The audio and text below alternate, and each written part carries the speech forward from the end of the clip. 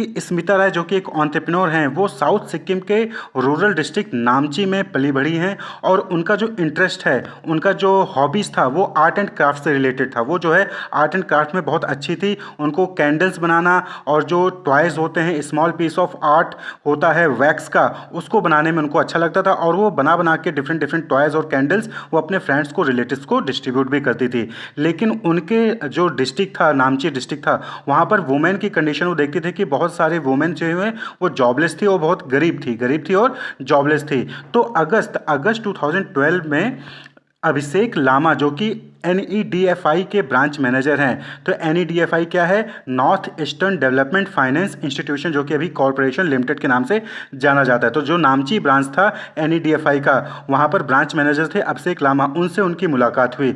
और फिर जो है ये NEDFI क्या है? ये एक फाइनेंशियल कॉरपोरेशन है which support local people with skills development programme and also channelise them into revenue generating activities. तो ये क्या है? एक तरीके का फाइनेंशियल कॉरपोरेशन जो कि आपको फाइनेंशियल सपोर्ट देता है, जिससे कि आप एक अपना बिजनेस स्टार्ट करें, अपना कोई काम स्टार्ट करें, जिससे कि आप जो है अर्न कर सकें और दूसरों को नौकरी देकर उनको भी जो है अर्निंग का सोर्स जो है प्रोवाइड करें।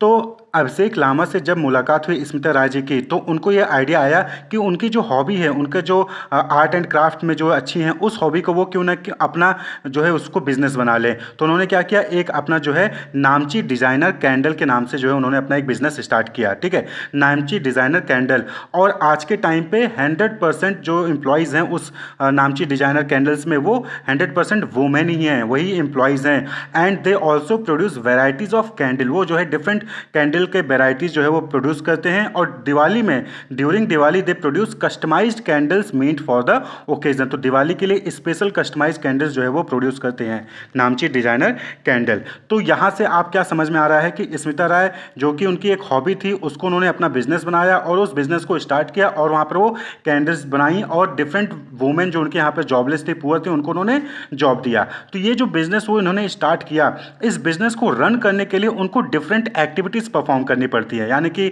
उनको जो है प्लान करना पड़ता है कि कब कहाँ कितना कैंडल्स बनाना है, रॉ मटेरियल कब लेना है, किससे लेना है, ऑर्गेनाइज करना पड़ता है चीज़ों को, स्टाफिंग यानी कि उनको रिक्रूटमेंट करना पड़ता है कि दिवाली का टाइम आने वाला है, ज़्यादा डिमांड होगी तो ज़्यादा वर्कर्स की रिक्वायरमेंट होगी, तो ज़्यादा वर्कर्स को रिक्रूट करना है, उनको डायरेक्ट करना है, उनको कंट्रोल करना है। तो डिफरेंट टाइप ऑफ फंक्शन जो है वो परफॉर्म करती हैं अपने बिजनेस को रन करने के लिए। Smita's life consist of series of interrelated and continuous functions, जैसे to plan a special festive collection for Diwali means organising more funds and recruiting more worker. यानी कि जब आप फेस्टिव कलेक्शन जो है दिवाली के लिए प्लान करोगे, तो उसके लिए जो है आपको ज़्यादा से ज़्यादा फंड्स चाहिए, ज़्यादा पैसे चाहिए, ज़्यादा आपको वर्कर चाहिए। तो वर्कर कहाँ से लाने हैं, पैसे कहाँ से लाने होंगे, इन सब चीज़ों को ऑर्गेनाइज करना होगा। To regularly communicate with her supplier to ensure that deadline regarding delivery of goods are met. अपने सप्लायर से जो है कंटिन्यूस कम्युनिकेट करना कि वो सही टाइम पर रॉ मटेरियल दे दें, रॉ मटेरियल वो सही टाइम पर देंगे तो आप जो है सही टाइम पर प्रोड्यूस करोगे कैंडल्स को और कैंडल्स को डिलीवर करोगे अपने कस्टमर्स को। Meets customer for general feedback and any suggestions that they have. तो जो है कस्टमर से मिलना, उनसे जो है जनरल फीडबैक लेना और अगर वो उनका कोई सजेशन है, कोई कंप्लेन है तो उसको जो है कंसीडर करना, उसके हिसाब से फिर जो है फर्दर कोई चेंजेस लाना अपने कैंडल्स की डिज़ाइन में या फिर कोई और चीज़ में चेंजेस लाना है तो वो फीडबैक के हिसाब से करते हैं। तो यानी कि डिफरेंट एक्टिविटीज़ जो है वो परफॉर्म किया जाता है बिजनेस को रन करने के लिए, बिजनेस को मैनेज करने के लिए। तो यही जो डिफरेंट एक्टिविटीज़ परफॉर्म करते हैं, डिफरेंट फंक्शन जो परफॉर्म करता है एक मैनेजर, वही चीज़ मैनेजमेंट कहलाती है। तो मैनेजमेंट मतलब क्या हो गया? टू हैंडल, यानी कि आप अपने बिजनेस को हैंडल कर रहे हो, अपने बिजनेस को डील कर रहे हो जिससे वो सक्सेसफुली अपने ऑब्जेक्टिव को अचीव कर सके। किसी भी ऑर्गेनाइजेशन का मेन मोटिव क्या होता है कि ज़्यादा से ज़्यादा प्रॉफिट अर्न करना, ज़्यादा से ज़्यादा सेल्स को इंक्रीज करना। तो यही चीज़ होता है। तो इस ऑर्गेनाइजेशन के ऑब्जेक्टिव को अचीव करने के लिए जो डिफरेंट फंक्शंस परफॉर्म किए जाते हैं उसी को हम मैनेजमेंट कहते हैं। क्लियर? तो मैनेजमेंट में डिफरेंट फंक्शंस कौन से परफॉर्म किए जाते हैं? Planning, organising, staffing, directing, controlling. तो मैनेजमेंट क्या हो गया? Management is the coordination of all resources through the process of planning, organising, directing and controlling in order to attend objective. जो भी स्टेटेड ऑब्जेक्टिव होता है ऑर्गेनाइजेशन का, बिजनेस का, उसको अचीव करने के लिए जब आप कोऑर्डिनेशन करते हो डिफरेंट रिसोर्सेज का, कैसे? प्लान, ऑर्गेनाइज, डायरेक्ट और कंट्रोल करके, तो वही चीज़ मैनेजमेंट कहलाता है। मैनेजमेंट मतलब कि यहाँ पे ओवरऑल क्या हो गया कि to manage the different functions, to manage the different operations so that you can achieve the organization's objective.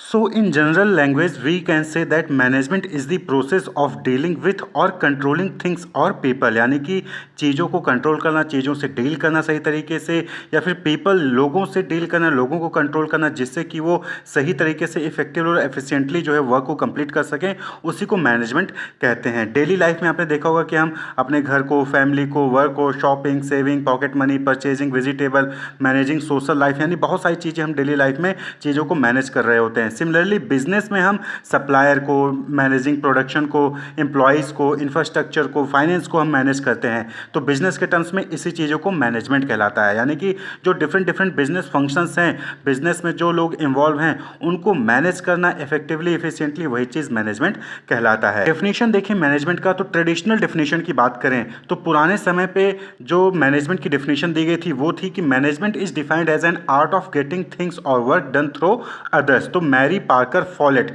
इन्होंने ये डेफिनेशन दी थी मैनेजमेंट की। तो पुराने टाइम पे क्या होता था कि लोगों से काम करवा लो, वही मैनेजमेंट है। जो लोगों से अच्छे से काम कर लेगा, जो लोगों को कंट्रोल करके अपना काम करवा लेगा, वो अच्छा मैनेजर है। तो ये ट्रेडिशनल डेफिनेशन थी, पुराना टाइम का डेफिनेशन था। लेकिन अब जो है मैनेजमेंट की डेफिनेशन चेंज हो चुकी है। अब क्या है कि अब जो है सभी इंप्लॉयज़ को, सभी पीपल को अपने राइट्स, ड्यूटीज़ पता है। तो अब आपको उनको एक ऐसा इन्वायरमेंट देना पड़ेगा जहाँ पे वो अच्छे से काम कर सकें, अच्छे से अपने वर्क को कंप्लीट कर सकें। तो मॉडर्न डेफिनेशन क्या है?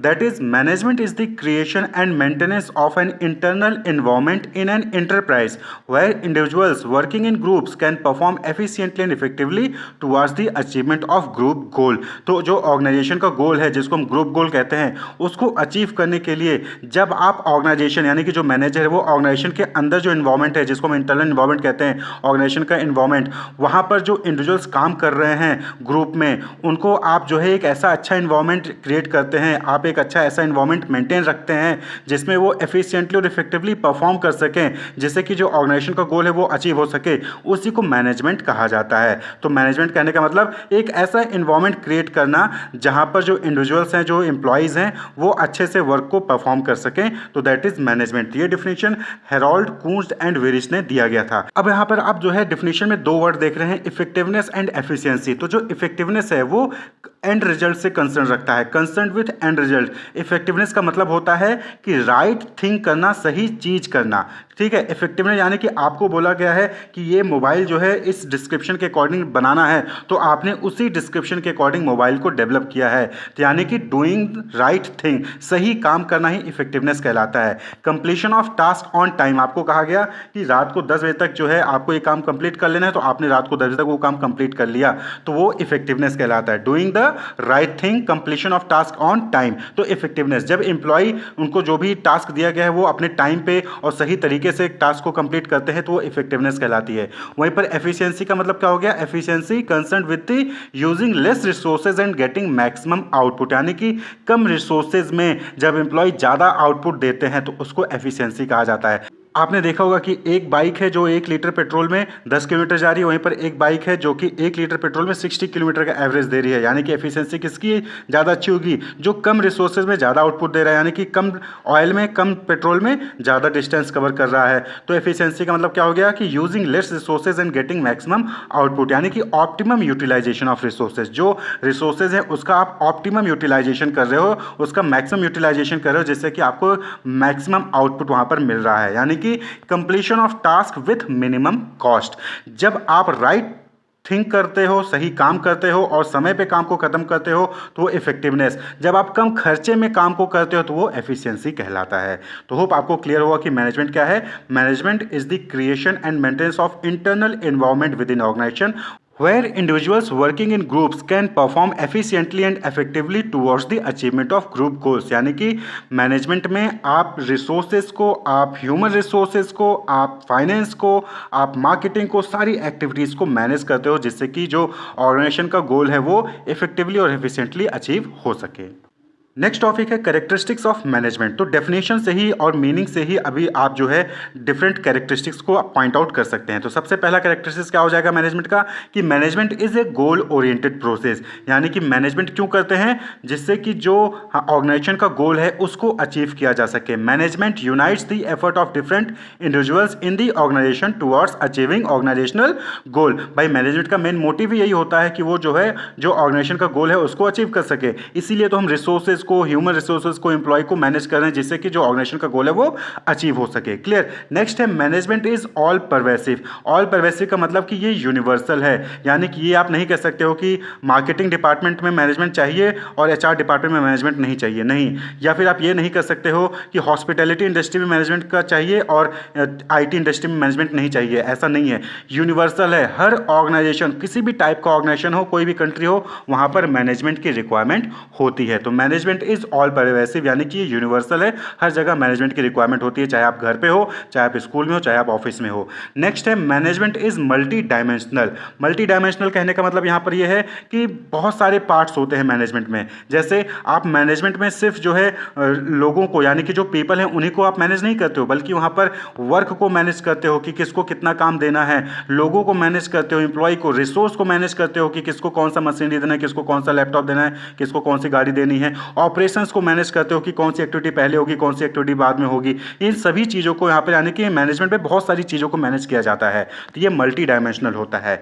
नेक्स्ट कैरेक्टरिस्टिक्स है management is a continuous process. Continuous process यानी कि ये नहीं कि आपने एक बार मैनेज कर लिया उसके बाद बात खत्म, नहीं, ये कंटिन्यूअस प्रोसेस है। अलग अलग डिपार्टमेंट में सेम टाइम पे डिफरेंट मैनेजमेंट एक्टिविटीज परफॉर्म की जा रही होती हैं, तो different management functions perform simultaneously all the time. तो यानी कि सेम टाइम पे डिफरेंट मैनेजमेंट फंक्शंस परफॉर्म किए जाते हैं और ये कंटिन्यूअस बेसिस पे होता है, यानी कि planning, organising, staffing, directing, controlling, ये सारे फंक्शंस जो है आप सभी टाइम पे हमेशा परफॉर्म कर रहे होते हैं।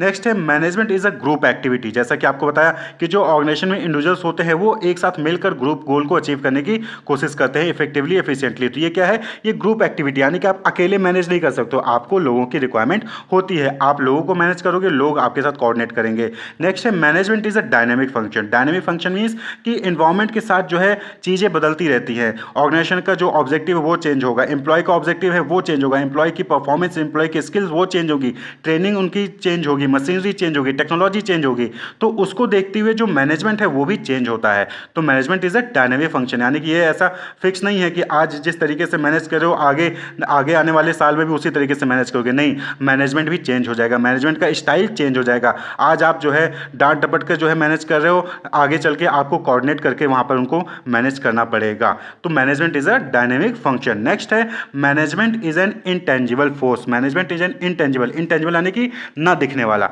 तो मैनेजमेंट कैसा है, ना दिखने वाला फोर्स है, यानी कि आप मैनेजमेंट को देख नहीं सकते हो, लेकिन हाँ उसको महसूस कर सकते हो कि चीजें ऑर्गेनाइज वे में है, चीजें मैनेज की जा रही हैं। It can not be seen but its presence can be felt in the way the organisation function. तो ऑर्गेनाइजेशन किस तरीके से काम कर रहा है उसके बेसिस पे आप पता कर सकते हो कि वहां पे मैनेजमेंट है या फिर मैनेजमेंट नहीं है। जहां पे सारी चीजें क्योस में है, जहां पे सारी चीजें डिस्टर्ब है, वहां पे मैनेजमेंट नहीं है। जहां पे सारी चीजें सिस्टमैटिक तरीके से हो रही हैं वहां पर मैनेजमेंट है। तो मैनेजमेंट क्या है, एक इंटेंजिबल फोर्स है। तो ये जो है 7 इंपॉर्टेंट कैरेक्टरिस्टिक्स है मैनेजमेंट के। वहीं पे बहुत सारे बुक्स में आपको अलग अलग कैरेक्टरिस्टिक्स देखने को मिलेंगी, जैसे कि universal, process, art and science, distinct entity, creative work, need eight all level, group effort, purposeful, intangible force, profession, economic organ, social process. तो इनमें से बहुत सारे जो कैरेक्टरिस्टिक्स हैं हमने ऑलरेडी पीछे डिस्कस कर लिए हैं। और आर्ट एंड साइंस और जो प्रोफेशन है ये टॉपिक अलग सेपरेट टॉपिक है जो कि आगे हम डिस्कस करेंगे। तो कैरेक्टरिस्टिक्स ऑफ मैनेजमेंट आप जो है इसको भी लिख सकते हैं। तो इसको अगर शॉर्ट फॉर्म में याद करना हो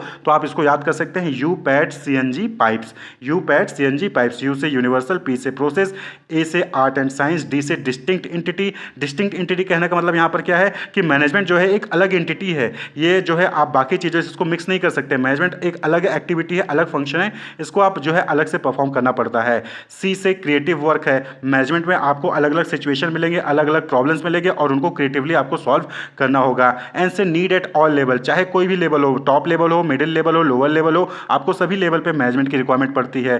क्लियर। जी यानी कि ग्रुप एफर्ट हमने डिस्कस कर लिया। पी से पर्पसफुल, मैनेजमेंट का पर्पस होता है, ये ऑर्गेनाइजेशन के ग्रुप गोल को अचीव करने के लिए मैनेजमेंट किया जाता है। आई से इंटेंजिबल फोर्स है, पी से प्रोफेशन है, ई से इकोनॉमिक ऑर्गन है, यानी कि मैनेजमेंट की वजह से इकोनॉमी जो है वो ग्रो करती है, चाहे वो ऑर्गेनाइजेशन लेवल पे बात करें चाहे नेशनल लेवल पे बात करें। वहीं पर एस यानी कि ये सोशल प्रोसेस है, मैनेजमेंट अच्छा होगा तो जो सोसाइटी है उसको जो है अच्छा प्रोडक्ट अच्छे प्राइस पर मिलेगा और साथ ही साथ जो एम्प्लॉय है उनको भी अच्छा खासा रेम्यूनरेशन वहाँ पर मिलता है और ऑर्गेनाइजेशन भी ग्रो करती है।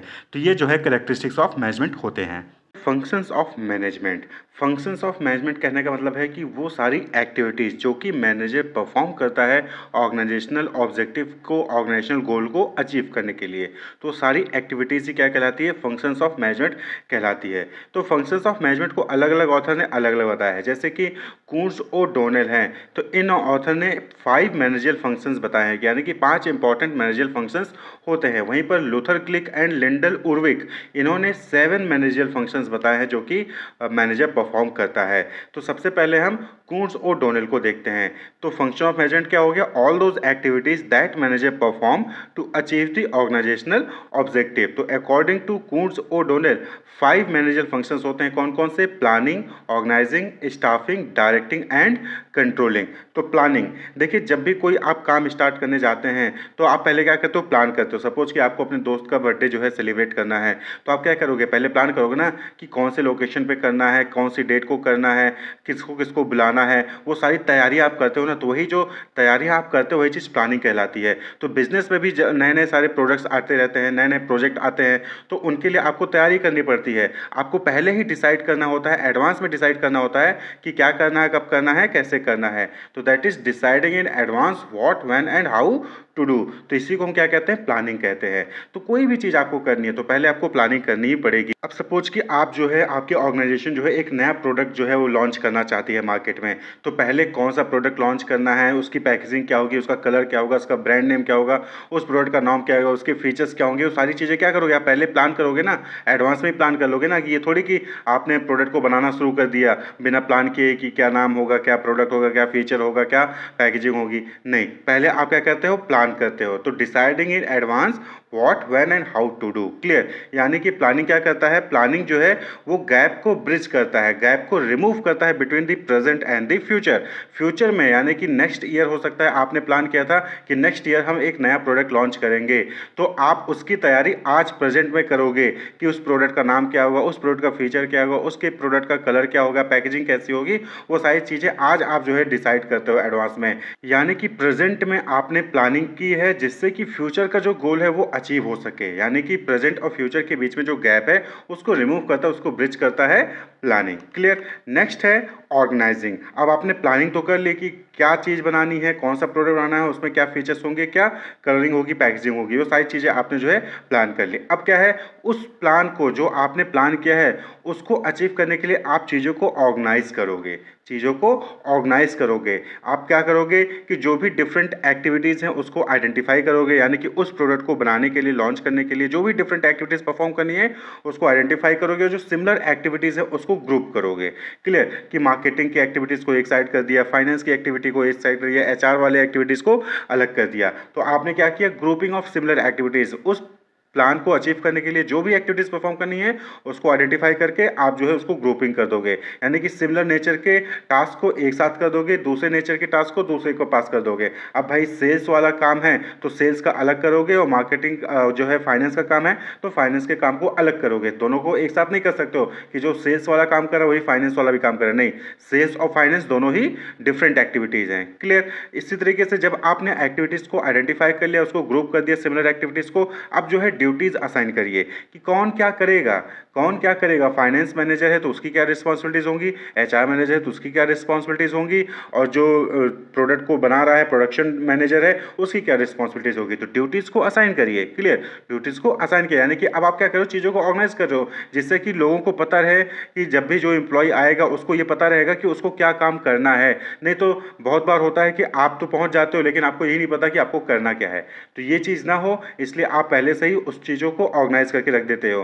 तो दैट इज असाइन ड्यूटीज। जैसे कि आप एग्जामिनेशन हॉल में एग्जामिनेशन देने जाते हैं तो वहाँ पर क्या होता है कि आपके सीट पर रोल नंबर पेस्ट कर दिया जाता है जिससे कि आप आसानी से अपनी सीट पर जाकर बैठें और अपना एग्जामिनेशन दे सकें, क्लियर। तो असाइनिंग ड्यूटीज़, इसी तरीके से ऑर्गेनाइजेशन में भी जो है डिफरेंट जो पोजीशंस होते हैं उनकी ड्यूटीज़ को वहाँ पर बता दिया जाता है जिससे उनको पता रहे कि उनको क्या काम करना है, जिससे वो एफिशिएंटली और इफेक्टिवली अपने काम को परफॉर्म कर सकें। Then establishing authority and responsibility relationship, यानी कि अब वहाँ पर आपको जो है अथॉरिटी और रिस्पॉन्सिबिलिटी रिलेशनशिप को भी डेवलप करना होगा कि कौन किसका सुपीरियर होगा, कौन किसका बॉस होगा, कौन किसके अंडर काम करेगा, कौन किसको रिपोर्ट करेगा।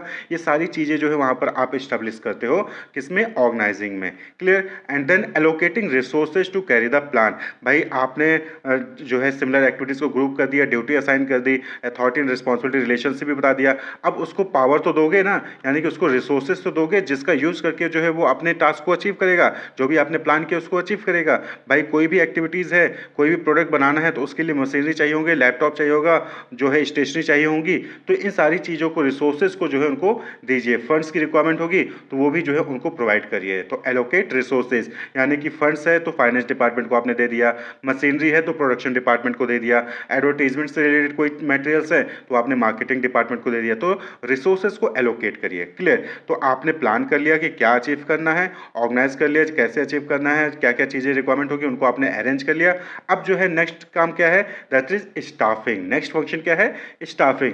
अब आपने चीज़ों को ऑर्गेनाइज कर लिया, अब जो प्लान आपने किया है उसको अचीव करने के लिए, उसको परफॉर्म करने के लिए आपको एम्प्लॉय की रिक्वायरमेंट होगी, जिसको हम ह्यूमन रिसोर्स कहते हैं। क्लियर। तो एम्प्लॉय की रिक्वायरमेंट होगी, ह्यूमन रिसोर्स की रिक्वायरमेंट होगी, तो स्टाफिंग अगला फंक्शन होता है। स्टाफिंग का मतलब क्या हो गया, finding the right people to perform the right job. सही पर्सन को फाइंड करना जिससे कि आपके यहाँ पे जो भी जॉब है उसको वो सही से परफॉर्म कर सके। तो यहाँ पर हम क्या कहते हैं, सबसे पहले human resource planning. Human resource planning का मतलब क्या हो गया कि आपके ऑर्गेनाइजेशन में कौन कौन सी जॉब पोजीशंस हैं और उसके लिए कितने लोगों की रिक्वायरमेंट है, वो सारी चीज़ें आप प्लानिंग करते हो। ठीक है। देन रिक्रूटमेंट एंड सिलेक्शन, यानी कि आप एडवर्टीजमेंट निकालते हो। आपने देखा होगा न्यूज़पेपर में, वेबसाइट पे जो है एडवर्टीजमेंट आता है कि इनके यहाँ पर ये मार्केटिंग की पोजीशन खाली है, फाइनेंस हेड की पोजीशन खाली है। तो एडवर्टीजमेंट निकाला जाता है, अटैच किया जाता है डिफरेंट लोगों को, उनसे रेज्यूमे मंगवाया जाता है। उसके बाद फिर उनका इंटरव्यू होगा, रिटन एग्जामिनेशन होगा, मेडिकल एग्जामिनेशन होगा और फिर सिलेक्शन हो जाता है। सिलेक्शन होने के बाद उनको जो है इंडक्शन होता है, ओरिएंटेशन होता है, ट्रेनिंग एंड डेवलपमेंट प्रोवाइड किया जाता है, जॉब से रिलेटेड कि मशीनरी कैसे चलानी है या फिर ऑर्गेनाइजेशन में काम कैसे होना है उससे रिलेटेड उनको जो है ट्रेनिंग दिया जाता है।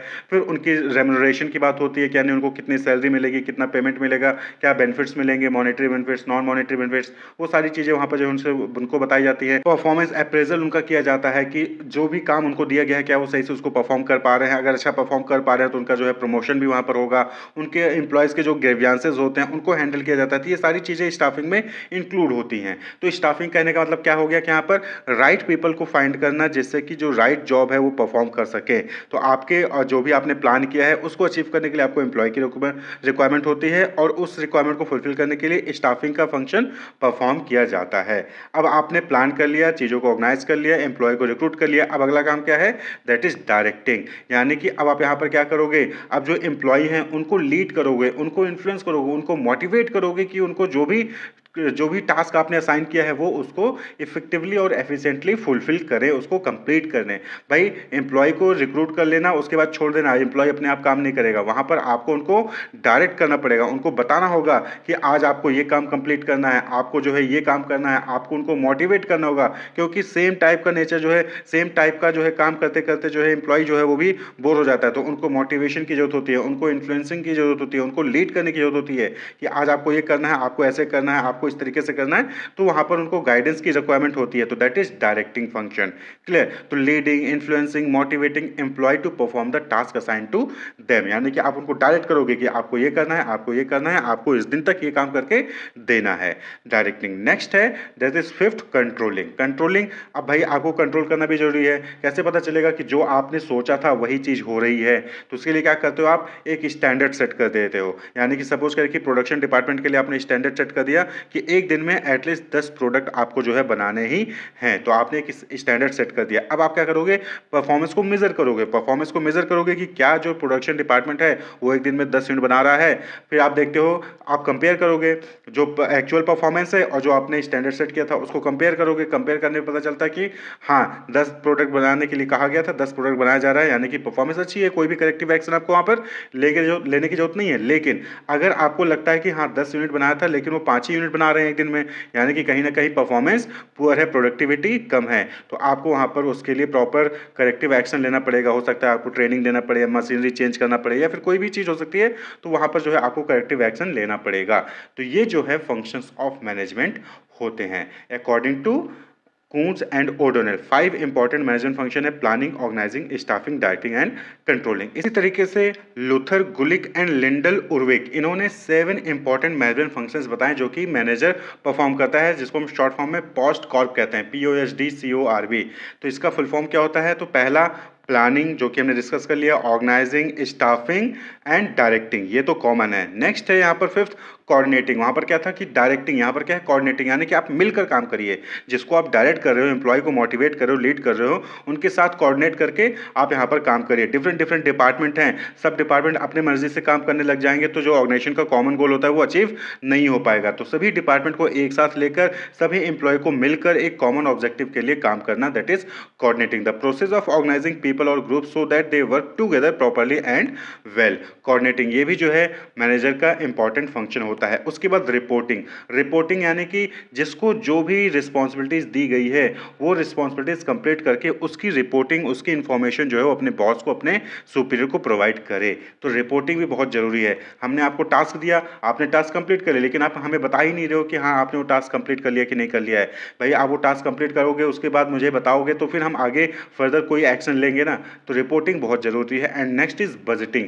बजटिंग यानी कि नेक्स्ट ईयर या फिर किसी भी फाइनेंशियल ईयर, किसी अकाउंटिंग ईयर में कहाँ से कितना पैसा आने वाला है और कितना खर्च होने वाला है, ये जो इसका प्रिपरेशन होता है उसको बजटिंग कहते हैं। और बजटिंग भी जो है बहुत ही इंपॉर्टेंट फंक्शन होता है। भाई आपको पता है होना चाहिए ना कि आगे नेक्स्ट ईयर में, नेक्स्ट फाइनेंशियल ईयर में कहाँ से कितना पैसा आने वाला है और कितना खर्च होने वाला है। कितना खर्च होने वाला है जब आपको ये पता रहेगा, उसी हिसाब से फिर आप जो है अपनी प्रिपरेशन रखोगे। तो बजटिंग भी बहुत इंपॉर्टेंट फंक्शन होता है। तो ये according to Luther, Gulick and Lyndall Urwick है functions of management. Management as a science as well as an art and management as a profession. तो सबसे पहले हम बात करेंगे कि मैनेजमेंट एज अ साइंस, यानी कि मैनेजमेंट जो है वो साइंस की तरह है। तो देखिए साइंस क्या होता है? Science is a systematised body of knowledge that explain certain general truth और operation of general law.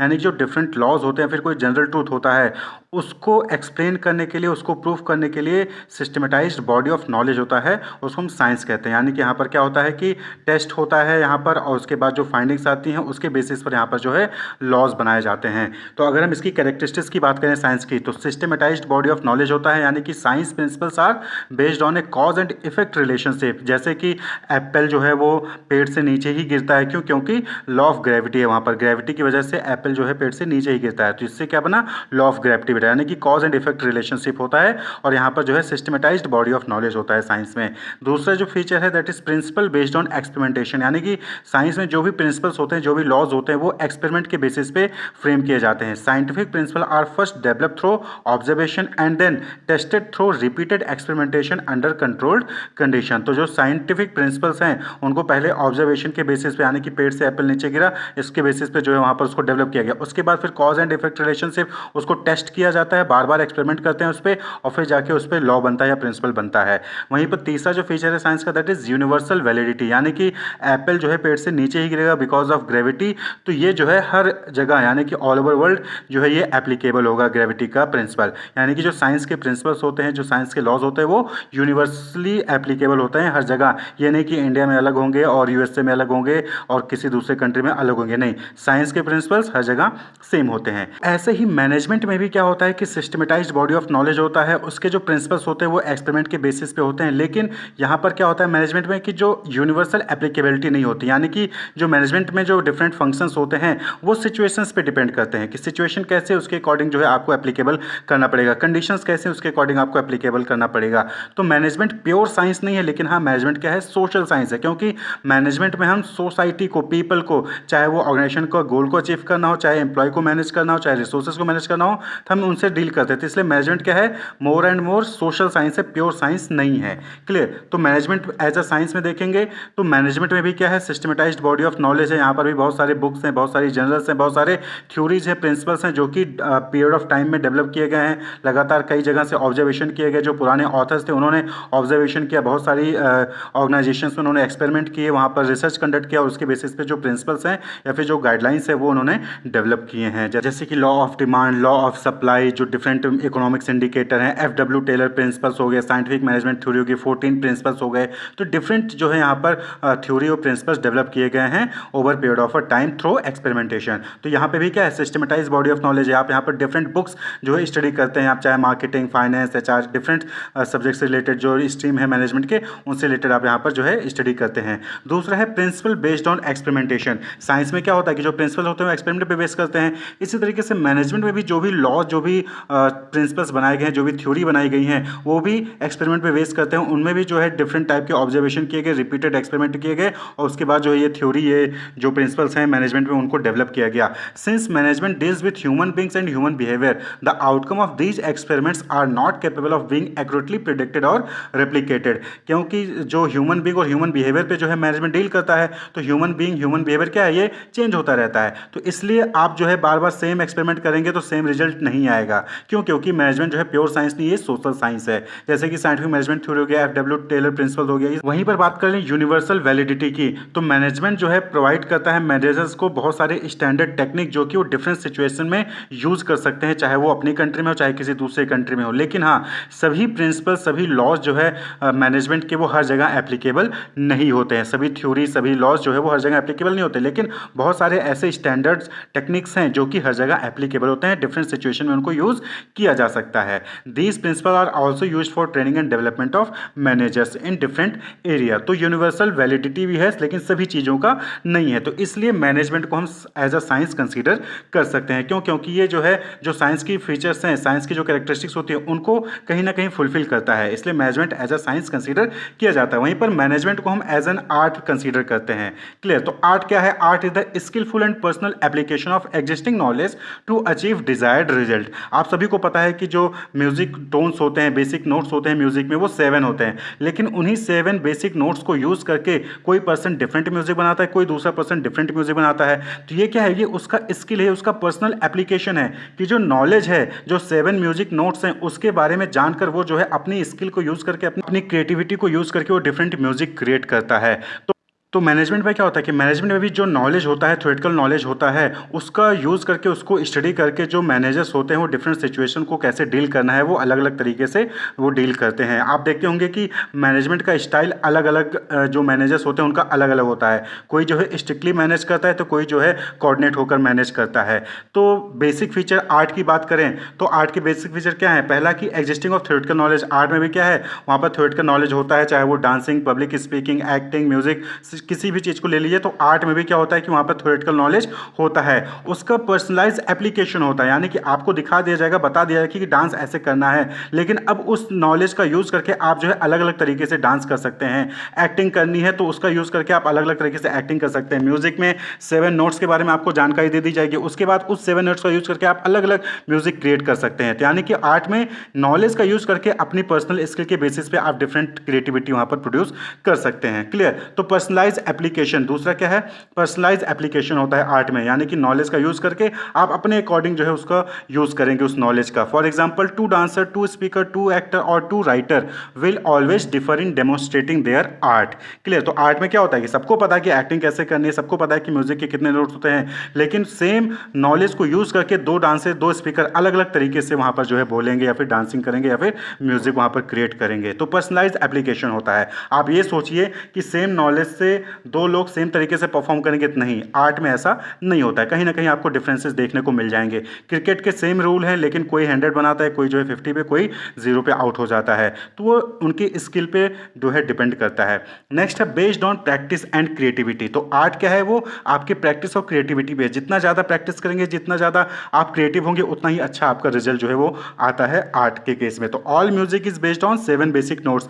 Composition of a musician is unique और different because these notes are used in a creative manner by musician. तो सभी को पता है कि 7 notes हैं, लेकिन उन्हीं 7 नोट्स का अगर आप अच्छे से बार बार प्रैक्टिस करोगे तो आप अपनी क्रिएटिविटी का यूज़ करके एक यूनिक म्यूजिक क्रिएट कर सकते हो। यूनिक म्यूजिक क्रिएट करने के लिए बट उसे आप देखते होंगे कि जो म्यूजिक डायरेक्टर होते हैं उनको डिफरेंट आइडियाज़ कहाँ से मिलते हैं, क्रिएटिविटी कहाँ से आती है उनको गाने को लेकर। वो जो है लगातार बहुत दिनों तक बैठे रहते हैं बंद कमरे में, अलग अलग जो है उसके लिरिक्स को लिख रहे होते हैं, म्यूजिक कैसे होगा उसको डिसाइड कर रहे होते हैं। तो यानी कि आर्ट जो है नॉलेज का जो है पर्सनलाइज एप्लीकेशन होता है और वहाँ पर प्रैक्टिस और क्रिएटिविटी की रिक्वायरमेंट होती है। तो इसी तरीके से अगर आप मैनेजमेंट में देखें तो मैनेजमेंट क्या है, वो भी आर्ट है। क्यों? क्योंकि मैनेजमेंट में भी जो है आप जो एग्जिस्टिंग नॉलेज होता है, थ्योरेटिकल नॉलेज होता है, उसका पर्सनलाइज एप्लीकेशन करते हो, उसका प्रैक्टिस करते हो और अपनी क्रिएटिविटी का यूज़ करके डिफरेंट चीज़ों को हैंडल करते हो ऑर्गेनाइजेशन में। तो management can be said to be an art since it satisfied the following criteria apply. पहला है एग्जिस्टिंग ऑफ थ्योरेटिकल नॉलेज। तो मैनेजमेंट में भी बहुत सारे लिटरेचर अवेलेबल हैं, बहुत सारे बुक्स जर्नल्स अवेलेबल हैं, मार्केटिंग, फाइनेंस, ह्यूमन रिसोर्स, इन सबसे रिलेटेड। तो वहाँ पर जो है यानी कि थ्योरेटिकल नॉलेज मैनेजमेंट में अवेलेबल है। दूसरा है पर्सनलाइज एप्लीकेशन। तो जो मैनेजर होते हैं वो डिफरेंट साइंटिफिक मेथड्स को, जो भी थ्योरेटिकल नॉलेज होता है मैनेजमेंट का, उसको यूज़ करता है किसी भी सिचुएशन से डील करने के लिए, किसी भी इशू या फिर प्रॉब्लम है ऑर्गेनाइजेशन में, उसको यूनिक तरीके से डील करने के लिए इन सभी थ्योरेटिकल नॉलेज का जो कि मैनेजमेंट के हैं उनको वो यूज़ करता है। यानी कि पर्सनलाइज एप्लीकेशन होता है। ये नहीं कि थ्योरी जो मैनेजमेंट के थ्योरेटिकल नॉलेज हैं उसको खाली पढ़ने के लिए नहीं, उसको यूज़ किया जाता है। जो पर्सन होता है, जो मैनेजर होता है, वो अपने अकॉर्डिंग जो है सिचुएशन से डील करने के लिए इन नॉलेज का यूज़ कर सकता है। एंड तीसरा है based on practice and creativity. तो मैनेजर क्या है, मैनेजर भी यहाँ पर डिफरेंट एक्टिविटी में इन्वॉल्व होता है ऑर्गेनाइजेशन में, और डिफरेंट सिचुएशन, डिफरेंट जो है उसके सामने कंडीशंस आती हैं और उन कंडीशंस को, उन सिचुएशन को डील करने के लिए वो खुद के थ्योरीज जो है वो डेवलप कर सकता है। मैनेजर्स जो है वो डिफरेंट सिचुएशन को डील करने के लिए खुद के थ्योरीज डेवलप करते हैं, खुद की क्रिएटिविटी का यूज़ करके थ्योरीज डेवलप करते हैं। तो इसी की वजह से डिफरेंट स्टाइल ऑफ मैनेजमेंट जो है वो डेवलप होते हैं।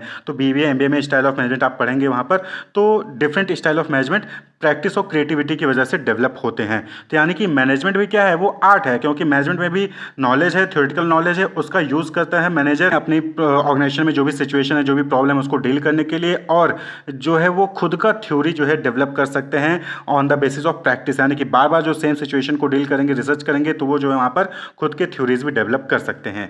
वहीं पर नेक्स्ट है मैनेजमेंट एज अ प्रोफेशन। देखिए प्रोफेशन क्या होता है, profession is an occupation backed by knowledge and training and to which entry is regulated by a representative body. यानी कि कोई ऐसा ऑक्यूपेशन जिसमें आपको एंटर करना है, जिसमें आपको अगर पार्टिसिपेट करना है, तो वहाँ पर आपके पास नॉलेज होनी चाहिए, आपके पास ट्रेनिंग होनी चाहिए, और वो जो ऑक्यूपेशन है वो जो है एक रिप्रेजेंटेटिव बॉडी द्वारा रेगुलेट किया जाता होगा। जैसे कि आप सीए का एग्जांपल देख लीजिए, तो चार्टर्ड अकाउंटेंट अगर आपको बनना है तो वहाँ पर आपको आईसीएआई जो बॉडी है, इसके द्वारा जो एग्जामिनेशन कंडक्ट किया जाता है उसको जो है आपको क्वालिफाई करना होगा, आईसीएआई में आपको रजिस्टर करना होगा, उसका मेंबर बनना होगा, और तभी आप जो है चार्टर्ड अकाउंटेंट प्रैक्टिस कर सकते हैं। और आईसीएआई के बहुत सारे कोड ऑफ कंडक्ट्स होते हैं जिसको आपको फॉलो करने होते हैं। तो इसको क्या कहते हैं, प्रोफेशन कहते हैं। इससे मेडिकल में होता है, आप क्या कहते हैं लॉयर्स में चलिए, बार काउंसिल होता है वहाँ पर।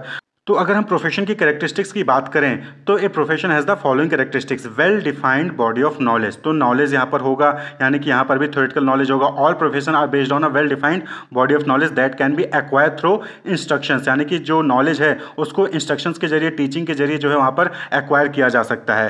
तो मैनेजमेंट में भी सेम चीज़ है कि यहाँ पर भी जो है आपको टीचिंग के जरिए, इंस्ट्रक्शंस के जरिए आपको नॉलेज दे दी जाती है, जो भी थ्योरीज हैं, जो भी प्रिंसिपल्स हैं, जो भी लॉज हैं उनके बारे में।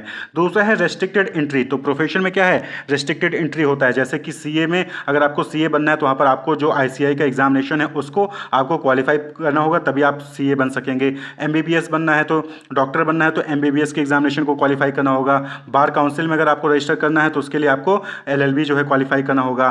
तो ये जो है रेस्ट्रिक्टेड एंट्री होता है, यानी कि कोई भी आकर जो है डॉक्टर या फिर सीए या फिर जो है लॉयर नहीं बन सकता है। इसी तरीके से तीसरी कैरेक्टरिस्टिक्स होती है प्रोफेशनल एसोसिएशन। यानी कि जब आप एग्जामिनेशन क्वालिफाई कर लेते हैं तो आपको जो है वहाँ पर जो रिप्रेजेंटेटिव बॉडी होती है उसमें रजिस्ट्रेशन करना होता है। आपने एलएलबी कर लिया तो बार काउंसिल में रजिस्ट्रेशन करना होता है। आप सीए बन गए तो आईसीए में मेंबरशिप लेना होता है। आपने एमबीबीएस कर लिया तो आईएमए में आपको जो है मेंबरशिप लेना है, इंडियन मेडिकल एसोसिएशन होता है। तो that is professional association. Clear. तो प्रोफेशन में प्रोफेशनल एसोसिएशन भी होता है जहाँ पर जो लोग एग्जामिनेशन क्वालिफाई कर लेते हैं तो वहाँ पर मेंबर उसके होते हैं। इसी नेक्स्ट कैरेक्टरिस्टिक्स है ethical code of conduct. Ethical code of conduct होता है कि जो भी मेंबर होंगे किसी भी बॉडी के, उनके बिहेवियर कैसा होगा वो चीज़ कोड ऑफ कंडक्ट कहलाता है। तो जैसे कि आईएमए में है तो वहाँ पर होता है कि all doctors will take oath of ethical practice at the time they inter the profession. जब भी वो प्रोफेशन में एंटर करेंगे तो सभी डॉक्टर्स जो है वो ओथ लेते हैं, शपथ लेते हैं कि वो एथिकल प्रैक्टिस ही परफॉर्म करेंगे। तो एथिकल कोड ऑफ कंडक्ट, हर जो है बॉडी का अपना अपना कोड ऑफ कंडक्ट होता है, तो उनको कैसे बिहेव करना है, क्या वो कर सकते हैं, क्या वो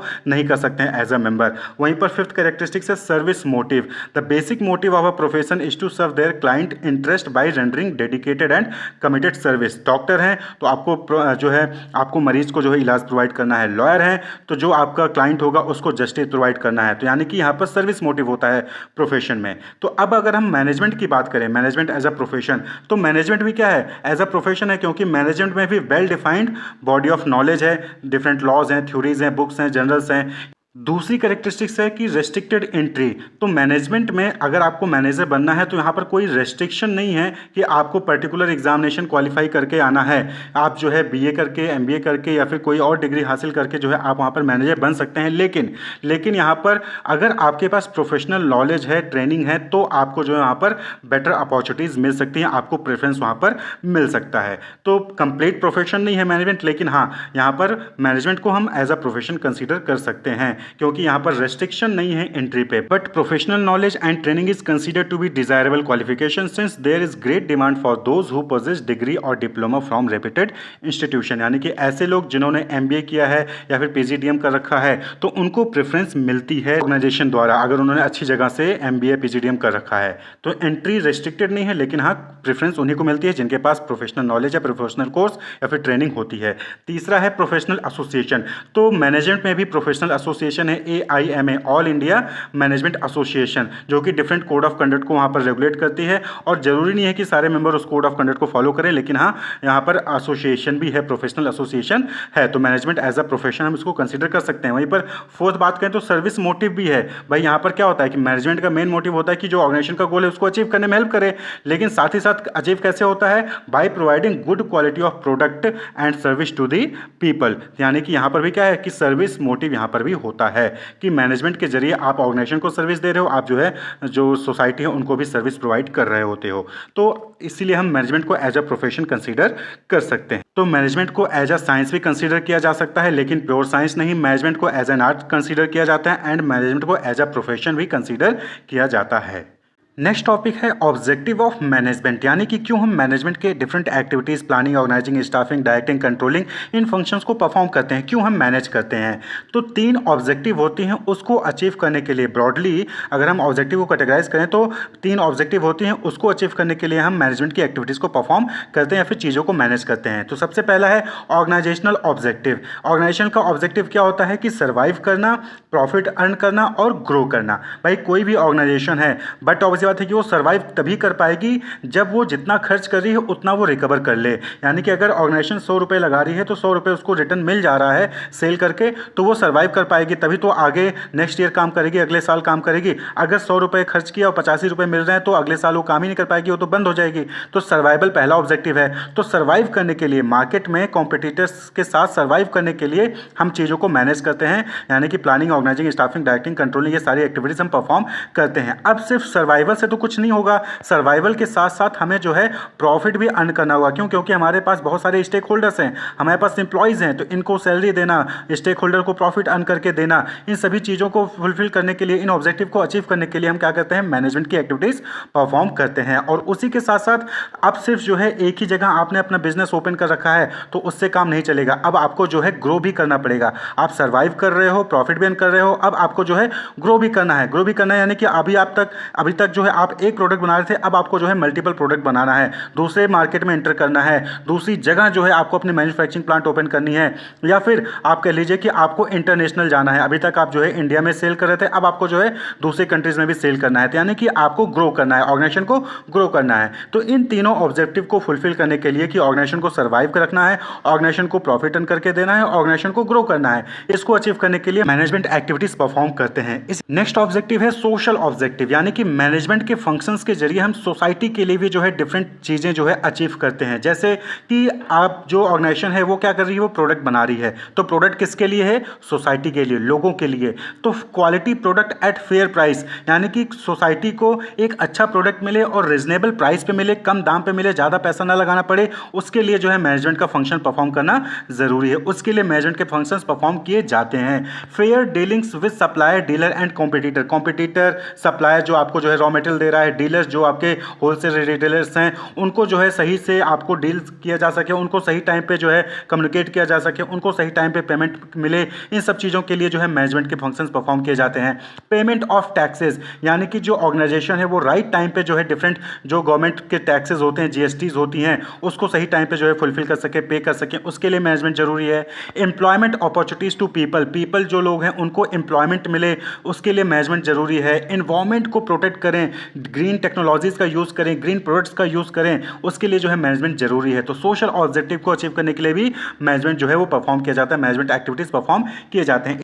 और वहीं पर तीसरा है दैट इज़ पर्सनल ऑब्जेक्टिव, यानी कि जो ऑर्गेनाइजेशन में एम्प्लॉयज़ होते हैं उनकी चीज़ों को, उनके पर्पस को फुलफिल करने के लिए डिफरेंट एक्टिविटीज़ परफॉर्म किए जाते हैं मैनेजमेंट के, जैसे कि fair and equitable remuneration to employee को सही और बराबर जो है रेन्यूमरेशन मिल सके उनके पोस्ट के अकॉर्डिंग, उनके क्वालिफिकेशन के अकॉर्डिंग, इसके लिए मैनेजमेंट जरूरी है। गुड वर्किंग कंडीशन, एम्प्लॉय को एक अच्छा वर्किंग कंडीशन मिले जहाँ पर वो इजिली अपनी एक्टिविटीज़ को परफॉर्म कर सके, अपनी परफॉर्मेंस दे सकें, प्रोडक्टिविटी को इंक्रीज कर सकें, ऐसा वर्किंग कंडीशन प्रोवाइड करना वो मैनेजमेंट का ऑब्जेक्टिव होता है। Training and development facilities, employees को प्रॉपर ट्रेनिंग देना, उनको डेवलपमेंट फैसिलिटीज़ प्रोवाइड करना मैनेजमेंट का ऑब्जेक्टिव होता है। एंड रिकॉग्निशन एंड रिवॉर्ड्स, यानी कि एम्प्लॉय को रिकॉग्नाइज करना, उनकी बेटर परफॉर्मेंस के लिए रिकॉग्नाइज करना, उनको उनकी बेटर परफॉर्मेंस के लिए रिवॉर्ड्स देना, मोटिवेट करना, ये चीज़ जो है मैनेजमेंट का ऑब्जेक्टिव होता है। इसके अलावा भी बहुत सारे ब्रॉडली जो है मैनेजमेंट के ऑब्जेक्टिव हो सकते हैं। तो ब्रॉडली हम 3 कैटेगरी में उसको डिवाइड कर सकते हैं। एक तो ऑर्गेनाइजेशन के लिए, दूसरा जो उसके यहाँ एम्प्लॉयज़ हैं उनके लिए, और तीसरा सोसाइटी के लिए जो है वहाँ पर अच्छे प्रोडक्ट्स, अच्छी क्वालिटी के प्रोडक्ट्स जो है रिजनेबल प्राइस पे जो है वहाँ पर उनको प्रोवाइड करें। तो ये जो है ऑब्जेक्टिव हो गए मैनेजमेंट के। नेक्स्ट टॉपिक है इंपॉर्टेंस ऑफ मैनेजमेंट। मैनेजमेंट का क्या इंपॉर्टेंस है, यानी कि अगर आप सही तरीके से ऑर्गेनाइजेशन को मैनेज करते हैं, एम्प्लॉय को मैनेज करते हैं, तो उसका क्या फ़ायदा होगा। तो सबसे पहली चीज़, management helps in achieving group goal, यानी कि जो ऑर्गेनाइजेशन का गोल होता है कि उसको सर्वाइव करना है, प्रॉफिट अर्न करना है, ग्रो करना है, वो गोल जो है वो अचीव होगा by providing common direction to individual effort. कैसे होगा, जब आप इंडिविजुअल एफर्ट को कॉमन डायरेक्शन प्रोवाइड करोगे, इससे जो ग्रुप, जो अलग अलग इंडिविजुअल हैं वो ग्रुप में मिलकर ऑर्गेनाइजेशन के गोल को अचीव करेंगे। दूसरा है मैनेजमेंट इंक्रीज एफिशिएंसी, यानी कि प्रॉपर तरीके से अगर आप चीज़ों को मैनेज कर रहे हो तो इससे क्या होगा कि जो कॉस्ट है वो कम होगा और जो प्रोडक्टिविटी है वो बढ़ेगी। भाई आप सही टाइम पे डायरेक्शन दे रहे हो, सही टाइम पे प्लानिंग कर रहे हो, सही टाइम पे ऑर्गेनाइज कर रहे हो, फंड्स की रिक्वायरमेंट हो आप जो है उसको फंड्स प्रोवाइड कर रहे हो, रॉ मटेरियल की रिक्वायरमेंट है उसको सही टाइम पे रॉ मटेरियल रिक्वायर कर रहे हो, एम्प्लॉय की रिक्वायरमेंट है सही टाइम पर एम्प्लॉय मिल जा रहा है। यानी कि जब प्रॉपर तरीके से चीज़ों को मैनेज करोगे तो एफिशिएंसी जो है वो, परफॉर्मेंस जो है वो बढ़ेगी, प्रोडक्टिविटी जो है वो बढ़ेगी। तो मैनेजमेंट जो है इसमें हेल्प करता है। Then management creates a dynamic organisation, management जो है वो एक डायनेमिक ऑर्गेनाइजेशन क्रिएट करता है। डायनेमिक मींस ऐसी चीज़ जो हमेशा बदलती रहती है। तो देखिए जो एनवायरनमेंट है वहाँ पर हमेशा कुछ ना कुछ चेंजेस होते रहते हैं। जैसे पहले के टाइम पे हम हाथों से जो है बुक एंट्री करते थे, लेकिन आज हम ईआरपी के जरिए एंट्री करते हैं। तो चीज़ें चेंज होती रहती हैं, टेक्नोलॉजी चेंज होता रहता है। तो एनवायरनमेंट में जो भी चेंजेस हो रहा है उसके अकॉर्डिंग जो है आपका ऑर्गेनाइजेशन भी चेंज हो, उसके लिए मैनेजमेंट ज़रूरी होता है। तो मैनेजमेंट के जरिए हम डायनेमिक ऑर्गेनाइजेशन क्रिएट कर सकते हैं जिससे कि हम चेंजिंग एनवायरनमेंट को मीट कर सकें। वहीं पर नेक्स्ट है management helps in achieving personal objective. Management जो है वो पर्सनल ऑब्जेक्टिव, यानी कि जो एम्प्लॉय के ऑब्जेक्टिव होते हैं कि उनको मोटिवेट करना, रेम्यूनरेशन देना, रिकॉग्निशन देना, रिवॉर्ड देना, ये सारे ऑब्जेक्टिव जो है मैनेजमेंट के जरिए ही पॉसिबल होते हैं। And next but not least that is management helps in the development of society. Society को डेवलप करने के लिए मैनेजमेंट हेल्प करता है। भाई आपको जो है क्वालिटी प्रोडक्ट दे रहा है सोसाइटी को, पीपल को एम्प्लॉयमेंट अपॉर्चुनिटीज देते हैं, इन्वायरमेंट को प्रोटेक्ट करते हैं, ग्रो जीडीपी को ग्रो करते हैं। तो इस तरीके से सोसाइटी को डेवलप करते हैं। टैक्सेस प्रोवाइड करते हैं जिससे कि उस टैक्स का यूज़ करके लोगों के लिए, पीपल के लिए, सोसाइटी के लिए स्कूल, कॉलेज, रोड, ये सारी चीज़ें डेवलप हो रही हैं, बन रही हैं। तो ये जो है इंपॉर्टेंस है मैनेजमेंट का। नेक्स्ट टॉपिक है इवोल्यूशन ऑफ मैनेजमेंट। इवोल्यूशन का मतलब होता है डेवलपमेंट या फिर ग्रेजुअल चेंज, यानी कि समय के साथ साथ चीज़ें चेंज होती रहती है। तो इसी तरीके से मैनेजमेंट करने के तरीके में भी जो है चेंज होता रहा समय के साथ साथ। जैसे जैसे इंडस्ट्रियलाइजेशन जो है चेंज हुआ, जैसे जैसे कंज्यूमर अवेयरनेस हुआ, जैसे जैसे टेक्नोलॉजी चेंज हुई, वैसे वैसे मैनेजमेंट का करने का तरीका भी जो है वो चेंज हुआ। तो जिसको लेकर डिफरेंट अप्रोचेज हैं जो कि डिफरेंट ऑथर्स ने जो है टाइम टू टाइम दिया है। तो हम एक एक करके सभी अप्रोचेज को डिस्कस करेंगे। तो जैसे कि एक क्लासिकल अप्रोच है जहाँ पे साइंटिफिक मैनेजमेंट अप्रोच है जो कि एफ.डब्ल्यू. टेलर द्वारा दिया गया था। एडमिनिस्ट्रेटिव मैनेजमेंट अप्रोच है जो कि हेनरी फ्यूल द्वारा दिया गया था। ब्यूरोक्रेटिक मैनेजमेंट अप्रोच है जो कि मैक्स वेबर द्वारा दिया गया था। वहीं पे बिहेवियरल अप्रोच है जिसको न्यू क्लासिकल अप्रोच है, ह्यूमन रिलेशन अप्रोच के नाम से भी जाता है। वहाँ पे जैसे कि human relation approach Elton Mayo के द्वारा दिया गया था। सोशल सिस्टम अप्रोच था जो कि विल्फ्रेडो पेरेटो के द्वारा दिया गया था। फिर आया था मॉडर्न अप्रोच जो कि जैसे कि क्वान्टिटेटिव मैथमेटिकल अप्रोच है, सिस्टम अप्रोच है, कंटीजेंसी अप्रोच है। तो ये 3 मेन अप्रोच है, classical approach, behavioural managerial approach और मॉडर्न अप्रोच, जिसमें कि अलग अलग ऑथर्स ने अलग अलग तरीके से अपना अप्रोच दिया था। तो हम इसमें इंपॉर्टेंट जो अप्रोचेज हैं उनकी बात करेंगे। तो चलिए स्टार्ट करते हैं। टेलर्स साइंटिफिक मैनेजमेंट, या फिर हम इसको साइंटिफिक मैनेजमेंट प्रिंसिपल्स भी कहते हैं। तो F.W. टेलर ने जो है 4 इंपॉर्टेंट साइंटिफिक मैनेजमेंट के प्रिंसिपल्स दिए थे। कहीं कहीं पर किसी बुक में आपको 6 जो है साइंटिफिक मैनेजमेंट प्रिंसिपल्स देखने को मिल जाएंगे। तो F.W. टेलर यानी कि फ्रेडरिक विंसलॉ टेलर, जो कि अमेरिकन मैकेनिकल इंजीनियर थे, तो इन्होंने अपने एक्सपीरियंस, अपने ऑब्जर्वेशन, अपने नॉलेज के बेसिस पर 4 इंपॉर्टेंट साइंटिफिक मैनेजमेंट प्रिंसिपल्स दिए थे। तो इन्होंने फ्रेडरिक विंसलॉ टेलर 1874 में एज अ अप्रेंटिस मैकेनिस्ट काम किया था। फिर उसके बाद 1884 में एग्जीक्यूटिव एट मिडिलविल स्टील कंपनी में काम किया। फिर 1898 में बेथलेम आयरन कंपनी में उन्होंने काम किया था, जो कि बाद में बेथलेम स्टील कंपनी के नाम से जाना जाने लगा। फिर उसके बाद टक स्कूल ऑफ बिजनेस, जो कि 1900 में फाउंड हुआ था, उसमें एज अ प्रोफेसर उन्होंने वर्क किया। देन 1906 से 1907 के बीच में as a president of American Society of Mechanical Engineer के रूप में भी वो काम किए हैं। तो ये जो है इनका एक्सपीरियंस रहा है। तो ये अपनी नॉलेज, अपनी एक्सपीरियंस के बेसिस पे इन्होंने 4 इंपॉर्टेंट साइंटिफिक मैनेजमेंट प्रिंसिपल्स दिए थे। तो इन्होंने जो है 1911 में अमेरिकन मैगजीन आई थी, उसमें जो है मार्च से मई के बीच में अलग अलग प्रिंसिपल्स के बारे में उन्होंने बताया था। तो इस सीरीज ऑफ आर्टिकल लिखी थी the principles of scientific management, जो कि बाद में बुक के फॉर्म में जो है वो प्रिंट हुई, पब्लिश हुई। क्लियर। तो पहले इन्होंने मार्च से मई 1911 के बीच में अलग अलग आर्टिकल्स लिखे the principles of scientific management के, और उसके बाद उसको कंबाइन करके उसका बुक पब्लिश किया गया था, और इसी में जो है टेलर्स के साइंटिफिक मैनेजमेंट के प्रिंसिपल्स के बारे में बताया गया था। तो the aim was to provide guidelines for increasing productivity of organisation. तो साइंटिफिक मैनेजमेंट प्रिंसिपल्स का मोटिव था, या फिर आप ये कह लिए कि अगर आप साइंटिफिक मैनेजमेंट प्रिंसिपल्स का यूज़ करते हैं तो इससे जो आपकी ऑर्गेनाइजेशन की प्रोडक्टिविटी है वो जो है वो इंक्रीज होगी।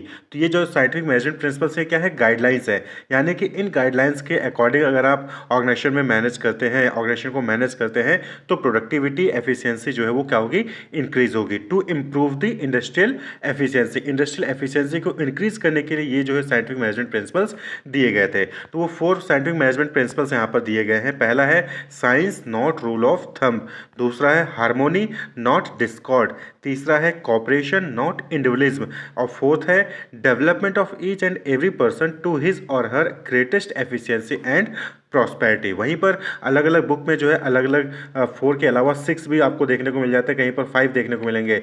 तो जैसे कि जो 5th है that is maximum output instead of restricted output देखने को मिल जाएगा, और वहीं पर छठा है प्लानिंग नॉट एडहॉकिज्म। क्लियर। तो सबसे पहला प्रिंसिपल है science not rule of thumb. अब सपोज करिए कि लोग कहते हैं कि सुबह उठकर पढ़ने से जो है ज़्यादा अच्छे से याद होता है, लेकिन अब यहाँ पर लोगों के कहने की वजह से आप मत पढ़िए सुबह उठ के। आप पहले अपने आप को देखिए कि आपके लिए कौन सा बेस्ट टाइम है, आप उसको स्टडी करिए। आप सुबह जल्दी उठकर जो है पढ़ाई कर पाते हैं, या फिर रात को लेट जो है जग कर आप पढ़ाई कर पाते हैं, या फिर आप दिन में पढ़ाई कर पाते हैं। तो आप अपनी स्टडी करिए, और अपनी स्टडी के बेसिस पे जो है बेस्ट मेथड को आपको सिलेक्ट करना है, बेस्ट टाइम को सिलेक्ट करना है कि आप कब जो है अच्छे से पढ़ाई कर पाते हैं, कंसंट्रेशन के साथ पढ़ाई कर पाते हैं। तो कोई लोग सुबह उठ के पढ़ाई कर सकते हैं, कोई लोग शाम को, कोई लोग दिन में पढ़ाई कर पाते हैं। तो सबका अलग अलग होता है। तो आपको अपने लिए बेस्ट मेथड चूज करना है थ्रू साइंटिफिक, यानी कि मैनेजमेंट करते वक्त आपको साइंटिफिक टेक्निक का यूज़ करना है, ना कि rule of thumb. Rule of thumb का मतलब है कि आप अपने एक्सपीरियंस के बेसिस पे, आप अपने कॉमन सेंस के बेसिस पे वहाँ पर डिसीजन मेकिंग कर रहे हैं। नहीं, ऐसा नहीं करना है। आपको साइंटिफिक तरीके से वहाँ पर जो है बेस्ट मेथड चूज़ करना है, डिसीजन मेकिंग करना है। रूल ऑफ थंब का मतलब होता है ट्रायल एंड एरर मेथड, या फिर हिट एंड मिस मेथड कर रहे हो, तो आप अपने एक्सपीरियंस के बेसिस पे, अपने कॉमन सेंस के बेसिस पे ही जो है आप किसी को वर्क डिवाइड कर रहे हो, कोई मेथड बता दे रहे हो, किस तरीके से काम करना है वो बता दे रहे हो। तो ऐसा नहीं करना है, आपको साइंटिफिक मेथड यूज करना है। Taylor believe that there was only one best method to maximise efficiency and that can be developed through study and analysis, यानी कि आप मेथड को स्टडी करो, आप टाइम को स्टडी करो, आप वर्क को स्टडी करो, और इनको स्टडी करने के बाद प्रोसेस को स्टडी करो। उनको स्टडी करने के बाद जो है आप बेस्ट मेथड को, बेस्ट वर्क को, बेस्ट टाइम को सिलेक्ट करिए। Scientific method involve investigation of traditional method through work study, unifying the best practices and developing a standard standard method which would be followed throughout the organisation. यानी कि scientific method में क्या होता है कि आप investigation करोगे, आप स्टडी करोगे और फिर जो है बेस्ट मेथड जो होगा उसको सिलेक्ट करोगे और फिर वो सब पूरे ऑर्गेनाइजेशन में वही मेथड जो है आप वहाँ पे उसको फॉलो करवाते हैं। तो इससे क्या होगा, मैक्सिमम एफिशिएंसी होगी और आउटपुट प्रोडक्टिविटी इंक्रीज होगी। आप जो है अपने एक्सपीरियंस कॉमन सेंस के बेसिस पे वहाँ पर काम मत करिए। क्लियर? तो आप साइंटिफिक मेथड का यूज़ करिए। तो सबसे पहला प्रिंसिपल हो गया कि मैनेजमेंट में साइंस का यूज़ होना चाहिए, इन्वेस्टिगेशन का यूज़ होना चाहिए, रूल ऑफ थंब यूज़ नहीं होना चाहिए। नेक्स्ट जो प्रिंसिपल है that is harmony not Discord. यानी कि अगर जहाँ पर भी 5, 6, 10 लोग काम कर रहे हैं तो वहाँ पर होता है, चांस होता है कि उनके बीच में डिस्प्यूट हो जाए, और अगर डिस्प्यूट हो गया, मनमिटा हो गया, ग्रीवियंसेस आ गए, तो वो फिर आपस में मिलजुल कर काम नहीं करेंगे और इससे ऑर्गेनाइजेशन का जो काम है वो हैम्पर करेगा। तो इसलिए ऑर्गेनाइजेशन में जो मैनेजमेंट है, जो वर्कर्स है, उनके बीच में हार्मोनी होनी चाहिए, यानी कि अच्छे रिलेशंस होने चाहिए। वहाँ पर कोई भी डिस्प्यूट, कोई भी डिसएग्रीमेंट नहीं होना चाहिए। तो there always existed the possibility of a kind of class conflict the managers versus worker। यानी कि हमेशा ऑर्गेनाइजेशन में पॉसिबिलिटी होती है कि जो मैनेजर हैं और जो वर्कर्स हैं इनके बीच में कॉन्फ्लिक्ट हो जाए। तो Taylor recognise that this conflict helped none the worker, the manager और द फैक्ट्री ऑनर्स। यानी कि टेलर के अकॉर्डिंग ये जो कॉन्फ्लिक्ट होते हैं इससे किसी को फायदा नहीं होगा, ना ही वर्कर को फायदा होगा, ना ही मैनेजर को फायदा होगा, ना ही फैक्ट्री को ऑनर को फायदा होगा, यानी कि ऑर्गेनाइजेशन को कोई फायदा नहीं होगा, बल्कि टाइम का भी लॉस होगा और रिसोर्सेज का भी लॉस होगा। तो Taylor emphasise that there should be complete harmony, यानी कि good relationship between the management and the worker. तो मैनेजमेंट और वर्कर के बीच में अच्छा रिलेशन होना चाहिए, क्योंकि अगर डिस्कॉर्ड होगा, डिसएग्रीमेंट होगा, तो उससे जो इंडिविजुअल का लॉस होगा वो तो होगा ही, साथ ही साथ फैक्ट्री ऑनर्स का भी लॉस होगा। वहाँ पर कोई भी किसी को भी बेनिफिट नहीं होगा डिसएग्रीमेंट से। Taylor called for complete mental revolution on the part of both management and the worker. तो मैनेजमेंट और वर्कर दोनों के साइड से मेंटल रिवोल्यूशन करना होगा, यानी कि उनको ये माइंड में प्रिपेयर करना होगा कि डिस्कॉर्ड से, डिसएग्रीमेंट से किसी का कोई भी बेनिफिट नहीं होने वाला है। वर्कर का भी नुकसान होगा, मैनेजमेंट का भी नुकसान होगा। भाई अगर कॉन्फ्लिक्ट होता है और वर्कर जो है स्ट्राइक पे चले जाते हैं, तो वर्कर जितने दिन स्ट्राइक पे जाएंगे उतने दिन के लिए उनका भी नुकसान होगा, मैनेजमेंट का भी नुकसान होगा, ऑर्गेनाइजेशन का भी नुकसान होता है। तो मेंटल रिवोल्यूशन लाना होगा। आपको स्ट्राइक पे जाना है तो कोई दूसरा ऐसा टेक्निक आप अपनाइए जिससे कि ऑर्गेनाइजेशन का कोई नुकसान ना हो, आपको भी कोई नुकसान ना हो, मैनेजमेंट को कोई नुकसान ना हो, और साथ ही साथ आपका काम भी हो जाए। तो मेंटल रेवोल्यूशन का मतलब हो गया कि management and workers should transform there thinking in such a situation even trade union will not think of going on strike. और जब अगर मेंटल रेवोल्यूशन होगा, मैनेजमेंट और वर्कर की थिंकिंग अलग होगी, तो इस केस में जो ट्रेड यूनियंस होते हैं, जो थर्ड पार्टी होती हैं वर्कर्स की, वो भी जो है स्ट्राइक पर नहीं जाएंगी। Taylor called for complete revolution on the part of both management and the worker. Clear? अब एग्जांपल के तौर पे समझिए, इन जापानीज कंपनीज में क्या होता है कि there is complete openness between the management and worker. Management और वर्कर के बीच में कंप्लीट ओपननेस है, ओपन कम्युनिकेशन वहाँ पर होता है। तो अगर वर्कर्स को स्ट्राइक पे जाना भी होता है तो वो ब्लैक बैच पहन लेते हैं और ब्लैक बैच पहनकर वो काम करेंगे, जो नॉर्मल वर्किंग आवर होगा उसमें वो काम करेंगे, जिससे कि उनको सिंपैथी मिले मैनेजमेंट का। तो ये तरीका होता है, यानी कि आपको स्ट्राइक भी करना है लेकिन काम को बिना रोके हुए, जिससे कि आपको कोई लॉस ना हो, मैनेजमेंट को कोई लॉस ना हो और ना ही ऑर्गेनाइजेशन को कोई लॉस हो। क्लियर? तो हार्मोनी नॉट डिस्कॉर्ड, यानी कि एम्प्लॉय, मैनेजमेंट, वर्कर्स, इनके बीच में हार्मोनी होनी चाहिए, एग्रीमेंट होना चाहिए। डिस्कॉर्ड यानी कि डिसएग्रीमेंट नहीं होना चाहिए, क्योंकि इससे डिस्कॉर्ड से किसी को कोई फायदा नहीं होगा। नेक्स्ट जो प्रिंसिपल है that is cooperation not individualism. कई बार होता है कि हम लोग ग्रुप में होते हैं लेकिन हम अपना अपना फायदा देखते हैं, ना कि ग्रुप का फायदा देखते हैं। तो ये चीज़ नहीं होना चाहिए। ऑर्गेनाइजेशन में जो है मैनेजर्स भी काम कर रहे हैं, एम्प्लॉयज़ भी काम कर रहे हैं, वर्कर्स भी काम कर रहे हैं, लेबर भी काम कर रहे हैं, अलग अलग लेवल पे डिफरेंट लोग काम कर रहे होते हैं। तो उनके बीच में कॉपरेशन होना चाहिए, मिलजुल कर जो है ऑर्गेनाइजेशन के गोल को अचीव करना है, अपने अपने गोल को अचीव नहीं करना है। क्लियर? तो there should be complete cooperation between the labour and the management instead of individualism. Both should realise that they need each other. वहाँ पर सभी वर्कर्स को, मैनेजर्स को, लेबर को यहाँ पर रियलाइज करना होगा कि वो लोगों को एक दूसरे की नीड है। भाई कई चीज़ें ऐसी होती है जो मैनेजर्स को पता होती है, लेबर को नहीं पता होती। कई सारे ऐसे टेक्निक होते हैं, मेथड होते हैं, काम होते हैं जो कि लेबर को पता होता है, मैनेजर्स को नहीं पता होता है। तो इसलिए दोनों को ये रियलाइज करना होगा कि दोनों को एक दूसरे की जरूरत है और दोनों को मिलजुल कर वहाँ पर काम करना होगा। If any important decisions are taken, workers should be taken into confidence. यानी कि अगर कोई भी मैनेजमेंट जो है डिसीजन मेकिंग कर रहा है तो उस केस में वर्कर को वहाँ पर उनको बुलाना चाहिए, उनको जो है उनसे सजेशंस लेने चाहिए और उनको कॉन्फिडेंस में लेना चाहिए, यानी कि हम ये काम करने वाले हैं, आप ओके हो इससे, तो इससे वर्कर्स को भी लगेगा कि हाँ, उनसे जो है वहाँ पर पूछा जाता है, उनका जो है डिसीजन मेकिंग में पार्टिसिपेशन है। तो वर्कर्स को कॉन्फिडेंस में लेना ज़रूरी है। और अगर मैनेजमेंट जो है वर्कर्स को डिसीजन मेकिंग में पार्टिसिपेट करवा रही है, तो सेम टाइम पे workers should desist from going on strike and making unreasonable demand on the management. यानी कि ऐसे सिचुएशन में वर्कर्स को भी वहाँ पर, ये नहीं कि सिर्फ मैनेजमेंट ही कॉपरेशन दिखा रहा है, वर्कर्स को भी कॉपरेशन दिखाना चाहिए। वर्कर्स को भी स्ट्राइक पे नहीं जाना चाहिए, कोई भी अनरीजनेबल डिमांड जो है वहाँ पर मैनेजमेंट से नहीं करना चाहिए। भाई कॉपरेशन तभी होगा ना कि मैं ही सिर्फ कॉपरेट करता हूँ, सामने वाला कॉपरेशन ना करे, तो ये पॉसिबल नहीं है कि वहाँ पर कॉपरेशन होगा ऑर्गेनाइजेशन में। तो ऑर्गेनाइजेशन में जो भी डिफरेंट डिफरेंट पार्टीज हैं सभी को कॉपरेट करना होगा।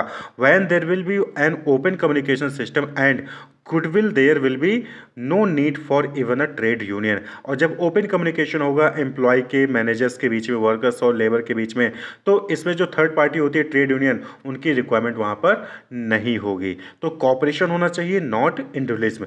अब कॉपरेशन के लिए जरूरी है कि वहाँ पर equal division of work and responsibility हो between the workers and management. तो according to Taylor there should be an almost equal division of work and responsibility between workers and management. All the day long, the management should work almost side by side with the workers, helping, encouraging and smoothing the way for them। यानी कि जो management है और जो workers हैं दोनों के बीच में इक्वल वर्क होना चाहिए, डिवाइड। और साथ ही साथ मैनेजमेंट वर्कर के साथ लगातार काम करते रहें, यानी कि मैनेजमेंट जो है वो वर्कर्स के साथ ही साथ रहें। वर्कर ही काम करेंगे, जो ग्राउंड लेवल का काम होता है वर्कर्स ही करते हैं, लेकिन मैनेजमेंट उनको हेल्प करे, उनको गाइड करे, उनको इनकरेज करे, उनको मोटिवेट करे, इस तरीके से साथ ही में काम करते रहें। तो मैनेजमेंट और जो वर्कर्स हैं उनके बीच में इक्वल डिवीजन ऑफ वर्क होना चाहिए according to Taylor, according to the principle of management, scientific management. Clear. Next जो प्रिंसिपल है that is development of each and every person to his or her greatest efficiency and prosperity. हमें पता है कि एक employ जो है वो 50 units per day product produce कर सकता है, लेकिन हम उससे जो है सिर्फ 40 या फिर 30 यूनिट्स प्रोड्यूस करवा रहे हैं। तो क्या आप उसका ग्रेटेस्ट एफिशिएंसी यूज़ कर रहे हो? नहीं। हमें पता है कि अगर इसको ट्रेनिंग दे दिया जाएगा तो ये और ज़्यादा प्रोडक्ट प्रोड्यूस करेगा, तो वहाँ पर आपको उसको ट्रेनिंग प्रोवाइड करनी चाहिए। तो यही प्रिंसिपल ये कहता है कि development of each and every person to his or her greatest efficiency and prosperity. वो जितना ज़्यादा एफिशिएंट हो सकता है उसको उस एफिशिएंसी तक जो है डेवलप करिए। तो यहाँ पर जो है टेलर ने कहा कि each person should be scientifically selected. सबसे पहली चीज, जब आप एम्प्लॉय को सिलेक्ट करते हो ऑर्गेनाइजेशन में काम करने के लिए, तो उसको साइंटिफिकली सेलेक्ट करिए। यानी कि आप चेक करिए कि आपको किस टाइप का एम्प्लॉय चाहिए, आपके पास क्या जॉब वैकेंसी है, और उसके अकॉर्डिंग जो है वहाँ पर आपको एम्प्लॉय को सिलेक्ट करना चाहिए। ऐसे नहीं कि आ जाओ, कोई भी आ जाओ। मैंने जो है वहाँ पर मशीनरी चलानी है और आप जो है नॉन टेक्नीशियन एम्प्लॉय को जो है आप वहाँ पर रिक्रूट कर ले रहे हो, ऐसा नहीं होना चाहिए। मशीनरी चलानी है तो उस मशीन से रिलेटेड जो है एम्प्लॉय को ही वहाँ पर सेलेक्ट करिए। Then work assigned should suit her और his physical, mental and intellectual capability. यानी कि जो भी आपने एम्प्लॉय को सेलेक्ट किया है उसकी फिजिकल, उसकी मेंटल, उसकी इंटेलेक्चुअल कैपेबिलिटी के अकॉर्डिंग उसको काम दीजिए। तो जैसा कहा कि आपने जो है हायर किया है एक मैनेजमेंट के स्टूडेंट को, आप उससे काम करवा रहे हो इंजीनियरिंग वाला, तो ये जो है यहाँ पर वो ग्रेटेस्ट एफिशिएंसी या प्रॉस्पेरिटी आपको वहाँ पर नहीं ला कर देगा। तो जिस पर्सन के पास जो कैपेबिलिटी है, जो उसके पास पावर है, उसके अकॉर्डिंग जो है आपको वहाँ पर उसको वर्क असाइन करना चाहिए। नेक्स्ट है to increase efficiency they should be given the required training. आप सभी एम्प्लॉय को, सभी वर्कर्स को वहाँ पर ट्रेनिंग की रिक्वायरमेंट होती है।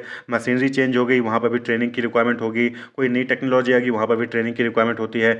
तो एफिशिएंसी को इंक्रीज करने के लिए एम्प्लॉयज़ को, मैनेजर्स को वहाँ पर प्रॉपर ट्रेनिंग एंड डेवलपमेंट की सर्विसेज वहाँ पर प्रोवाइड करनी चाहिए। Efficient employees would produce more and earn more. और अगर आपका एम्प्लॉय एफिशिएंट होगा, उसके पास सारी ट्रेनिंग होगी, नॉलेज होगा, कैपेबिलिटी होगी, तो वो ज़्यादा से ज़्यादा जो है आपको प्रोड्यूस करके देगा गुड्स एंड सर्विसेज, और आपको ज़्यादा से ज़्यादा अर्न करवाएगा, यानी कि प्रॉफिट गेन कराएगा। This will ensure there greatest efficiency and prosperity for both company and worker. यानी कि अगर आप एम्प्लॉय को ट्रेनिंग दोगे, मोटिवेट करोगे, डेवलप करोगे, उसको जो है साइंटिफिकली सेलेक्ट करोगे, तो इससे जो वर्कर है वो तो अपनी जो नीड है वो तो फुलफिल करेगा ही, साथ ही साथ कंपनी की भी जो है नीड फुलफिल करेगा, कंपनी के लिए भी प्रॉस्पेरिटी लेकर आएगा। तो ये जो है 4 इंपॉर्टेंट प्रिंसिपल थे। दैट इज, फर्स्ट था science not rule of thumb, harmony not discord, cooperation not individualism, and fourth development of each and every person to his or her greatest efficiency and prosperity. इसके अलावा कुछ books में आपको जो है different different authors ने book लिखी है इसके ऊपर, तो वहाँ पर जो है 5th पॉइंट ऐड कर लेते हैं, that is maximum output instead of restricted output. यानी कि आपको पता है कि एक एम्प्लॉय 60 यूनिट प्रोड्यूस कर सकता है पर डे, तो उससे जो है 60 यूनिट प्रोड्यूस कराइए, ये नहीं कि सिर्फ 30 या फिर 20 यूनिट प्रोड्यूस कराइए। तो मैक्सिमम आउटपुट जो पॉसिबल हो वो जो है वहाँ पर आपको वहाँ पर आउटपुट जो है जनरेट करवाना है। एंड कहीं पर सिक्स्थ जो है प्रिंसिपल होता है that is planning not adhocism, यानी कि आपको जो भी काम करना है मैनेज ऑर्गेनाइजेशन के अंदर वो प्लान करके करिए, एडहॉकिज्म के बेसिस पे नहीं, यानी कि जब आएगी कोई सिचुएशन तब हम देख लेंगे, ऐसा नहीं, पहले से ही प्लान करके जो है चीज़ों के लिए तैयार रहिए। तो प्लान इज नॉट एडहॉकिज्म। तो ये जो है 4 इंपॉर्टेंट प्रिंसिपल्स है अकॉर्डिंग टू एनसीईआरटी, वहीं पर कुछ अलग बुक्स में 6 प्रिंसिपल्स आपको देखने को मिल जाते हैं। ऑर्गेनाइजेशन को किस तरीके से मैनेज किया जाए जिससे कि जो ऑर्गेनाइजेशन का गोल है उसको एफिशिएंटली और इफेक्टिवली अचीव किया जा सके, उसके लिए डिफरेंट ऑथर्स ने, डिफरेंट थ्योरिस्ट ने, डिफरेंट इंडस्ट्रीज ने अपने नॉलेज, अपने एक्सपीरियंस के बेसिस पे डिफरेंट थ्योरीज और डिफरेंट प्रिंसिपल्स दिए। उन्हीं में से एक प्रिंसिपल है फ्योल्स प्रिंसिपल ऑफ मैनेजमेंट, जिसमें कि हेनरी फ्योल ने 14 प्रिंसिपल्स बताए जो कि मैनेजर्स को फॉलो करना चाहिए ऑर्गेनाइजेशन को मैनेज करते वक्त। अगर ऑर्गेनाइजेशन के रिसोर्सेज, एम्प्लॉयज को इन 14 प्रिंसिपल के तहत अगर मैनेज किया जाता है तो ऑर्गेनाइजेशन अपने गोल को इफेक्टिवली और एफिशिएंटली जो है वो अचीव कर सकता है। तो हेनरी फ्योल जो कि 1841 से 1925 तक वो रहे, वो एक फ्रेंच मैनेजमेंट थ्योरिस्ट थे। वो जो है माइनिंग एकेडमी है सेंट एटियन, वहां से उन्होंने 1860 में माइनिंग इंजीनियरिंग की उन्होंने। फिर 19 ईयर की एज में वो जो है उन्होंने एक कंपनी स्टार्ट की, कैंपेन दी कमेंट्री फोर्चबीन डिकेजविले, इस नाम की जो है उन्होंने एक कंपनी स्टार्ट की और उस कंपनी में वो जो है उन्होंने एज अ मैनेजिंग डायरेक्टर 1888 से 1918 तक वर्क किया। क्लियर? तो हेनरी फ्योल क्या है, एक फ्रेंच मैनेजमेंट थ्योरिस्ट है। तो उन्होंने जो है माइनिंग इंजीनियरिंग में उन्होंने अपनी डिग्री हासिल की, उसके बाद एक कंपनी स्टार्ट किया और उस कंपनी में उन्होंने एज अ एमडी 1888 से 1918 तक वर्क किया। तो उन्होंने जो है डिफरेंट बुक्स जो है वहां पर लिखे। तो उन्होंने जो कंपनी की जो एक्टिविटीज हैं, जो फंक्शंस है मैनेजमेंट की, उसको 4 कैटेगरी में डिवाइड किया था। सबसे पहले Fayol was the first to identify 4 function of management: planning, organising, directing and controlling. Clear? Planning, organising, directing, controlling. लेकिन ये जो टर्मिनोलॉजी थी वो ये टर्मिनोलॉजी नहीं थी, उनका जो टर्म था वो क्या था? Plan, organise, command, coordinate and control. क्या था? Plan, organise, command, coordinate and control.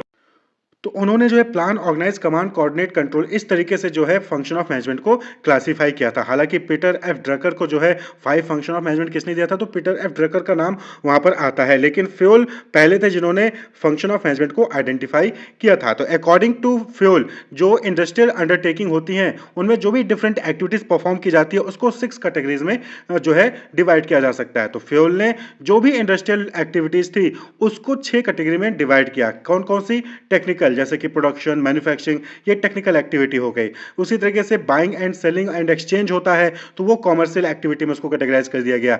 इसी तरीके से कैपिटल रिसोर्सेज को किस तरीके से सर्च करना है, कैसे उसका ऑप्टिमम यूज करना है, कहां से फाइनेंस लेना है, कहां पे फाइनेंस को इन्वेस्टमेंट करना है, ठीक है, तो ये फाइनेंशियल एक्टिविटी हो गई। इसी तरीके से जो प्रॉपर्टी है, जो मैन्युफैक्चरिंग प्लांट है, पर्सन है, उनकी सिक्योरिटी को लेकर वो सिक्योरिटी एक्टिविटीज के अंदर रख दी गई। Balance sheet, profit and loss account, cost sheet, ये सब प्रिपेयर करना उसको अकाउंटिंग एक्टिविटी में जो है कैटेगराइज कर दिया गया। और वहीं पर planning, organising, commanding, coordinating, controlling, ये जो है मैनेजरियल एक्टिविटी है और इसको जो है मैनेजरियल एक्टिविटी के अंदर कैटेगराइज कर दिया गया। यानी कि फ्योल के अकॉर्डिंग किसी भी इंडस्ट्री में ये जो 6 कैटेगरी की एक्टिविटीज हैं ये परफॉर्म की जाती हैं: technical, commercial, financial, security, accounting, managerial. तो कहीं भी आप किसी भी ऑर्गेनाइजेशन में देखें तो ये फंक्शन परफॉर्म किए ही जाएंगे। अगर वो मैन्युफैक्चरिंग कंपनी है तो वहां पर कन्वर्जन हो रहा है, रॉ मटेरियल का यूज करके जो है फिनिश गुड्स बनाया जा रहा है, वहां पर जो गुड्स बनाया गया उसकी बाइंग एंड सेलिंग हो रही है, रॉ मटेरियल परचेज किया जाता है और जो फिनिश गुड्स उसको सेल किया जाता है, कस्टमर के साथ एक्सचेंज किया जा रहा है।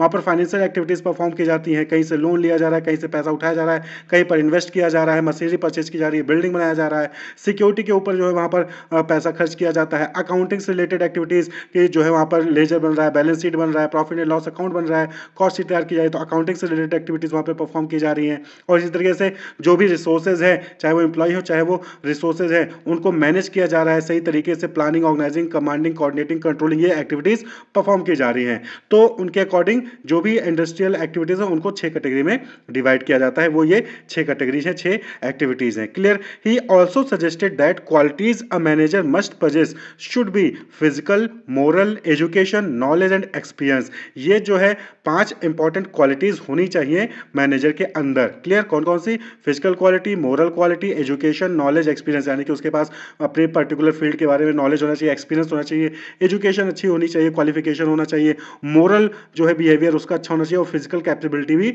उसके पास होनी चाहिए, जिससे कि वो सही तरीके से चीज़ों को, रिसोर्सेज को, एम्प्लॉय को मैनेज कर सके। क्लियर। तो 1917 में फ्योल ने एक बुक पब्लिश की, एडमिनिस्ट्रेशन इंडस्ट्रियल एट जनरल। तो ये जो है फ्रेंच में बुक थी, इसको बाद में इंग्लिश में पब्लिश किया गया जनरल एंड इंडस्ट्रियल मैनेजमेंट के नाम से 1949 में। क्लियर। 1949 में जो है फ्योल की जो बुक थी, जो कि 1917 में फ्रेंच में पब्लिश हुई थी, एडमिनिस्ट्रेशन इंडस्ट्रियल एट जनरल, उसको जनरल एंड इंडस्ट्रियल मैनेजमेंट के नाम से पब्लिश किया गया।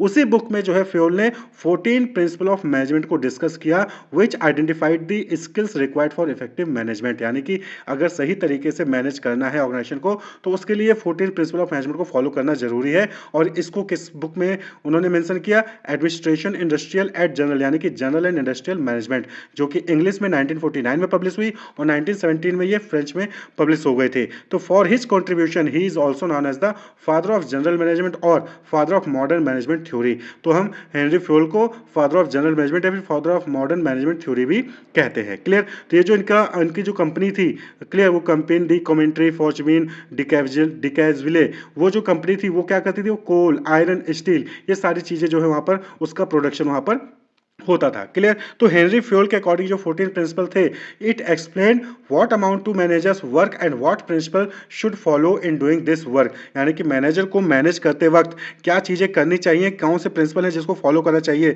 वो ये 14 प्रिंसिपल ऑफ मैनेजमेंट बताते हैं। तो the 14 principle of management are, वो कौन कौन से हैं? Division of work, authority and responsibility, discipline, unity of command, unity of direction, subordination of individual interest to general interest, remuneration of employees personal, centralisation and decentralisation, scalar chain यानी hierarchy, order, equity, stability of personal, initiative and esprit de corps. ये 14 principal हैं management के according to Henry Fayol. तो अब इनको हम जो है एक एक करके डिस्कस कर लेते हैं कि किसका क्या मतलब होता है। तो सबसे पहला है division of work. Division of work नाम से क्लियर है कि जो भी ऑर्गेनाइजेशन की, इंडस्ट्री की जो भी एक्टिविटीज हैं, वर्क हैं, उसको स्मॉल टास्क, स्मॉल जॉब्स में डिवाइड कर दीजिए। Work is divided into small task and jobs. Clear.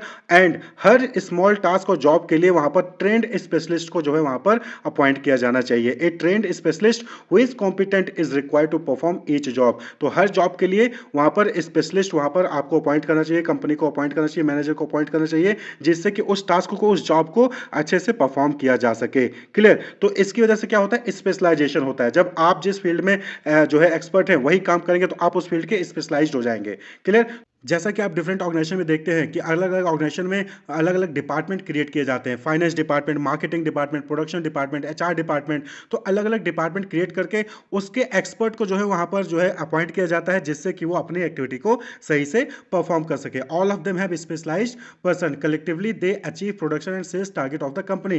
कैसे फाइनेंस डिपार्टमेंट है तो ऑर्गेनाइजेशन को गोल को अचीव करने के लिए कैपिटल को कैसे मैनेज करना है, कहां से पैसा लेना है, कहां पे इन्वेस्ट करना है, उन सब चीजों को प्लान करता है। प्रोडक्शन वाला जो है वो रॉ मटेरियल को कन्वर्ट करके फिनिश गुड्स को जो है तैयार करना, उसकी पैकेजिंग, उसकी लेबलिंग करना, उन सब पे जो है फोकस करता है। एचआर जो मैनेजर होता है वो इस पे फोकस करता है कि किस तरीके से एक कॉम्पिटेंट एम्प्लॉय, कॉम्पिटेंट जो है पर्सन को हायर किया जाए, जिससे कि ऑर्गेनाइजेशन का गोल अचीव किया जा सके। तो हर लोग अलग अलग काम कर रहे हैं, लेकिन सबका मेन गोल क्या है, मेन एम क्या है कि जो ऑर्गेनाइजेशन का गोल है वो अचीव हो। तो according to Fayol, the intent of division of work is to produce more and better work for the same effort. Specialisation is the most efficient way to use human effort. तो यहां पर कहने का मतलब क्या है कि वर्क को डिवाइड करिए और हर वर्क के लिए, हर स्मॉल टास्क को, जॉब के लिए वहां पर कॉम्पिटेंट एम्प्लॉय को जो है वहां पर अपॉइंट करिए, और इससे क्या होगा? स्पेशलाइजेशन आएगा और जो भी काम है वो एफिशिएंटली और इफेक्टिवली अचीव होगा। क्लियर। नेक्स्ट जो प्रिंसिपल है that is authority and responsibility.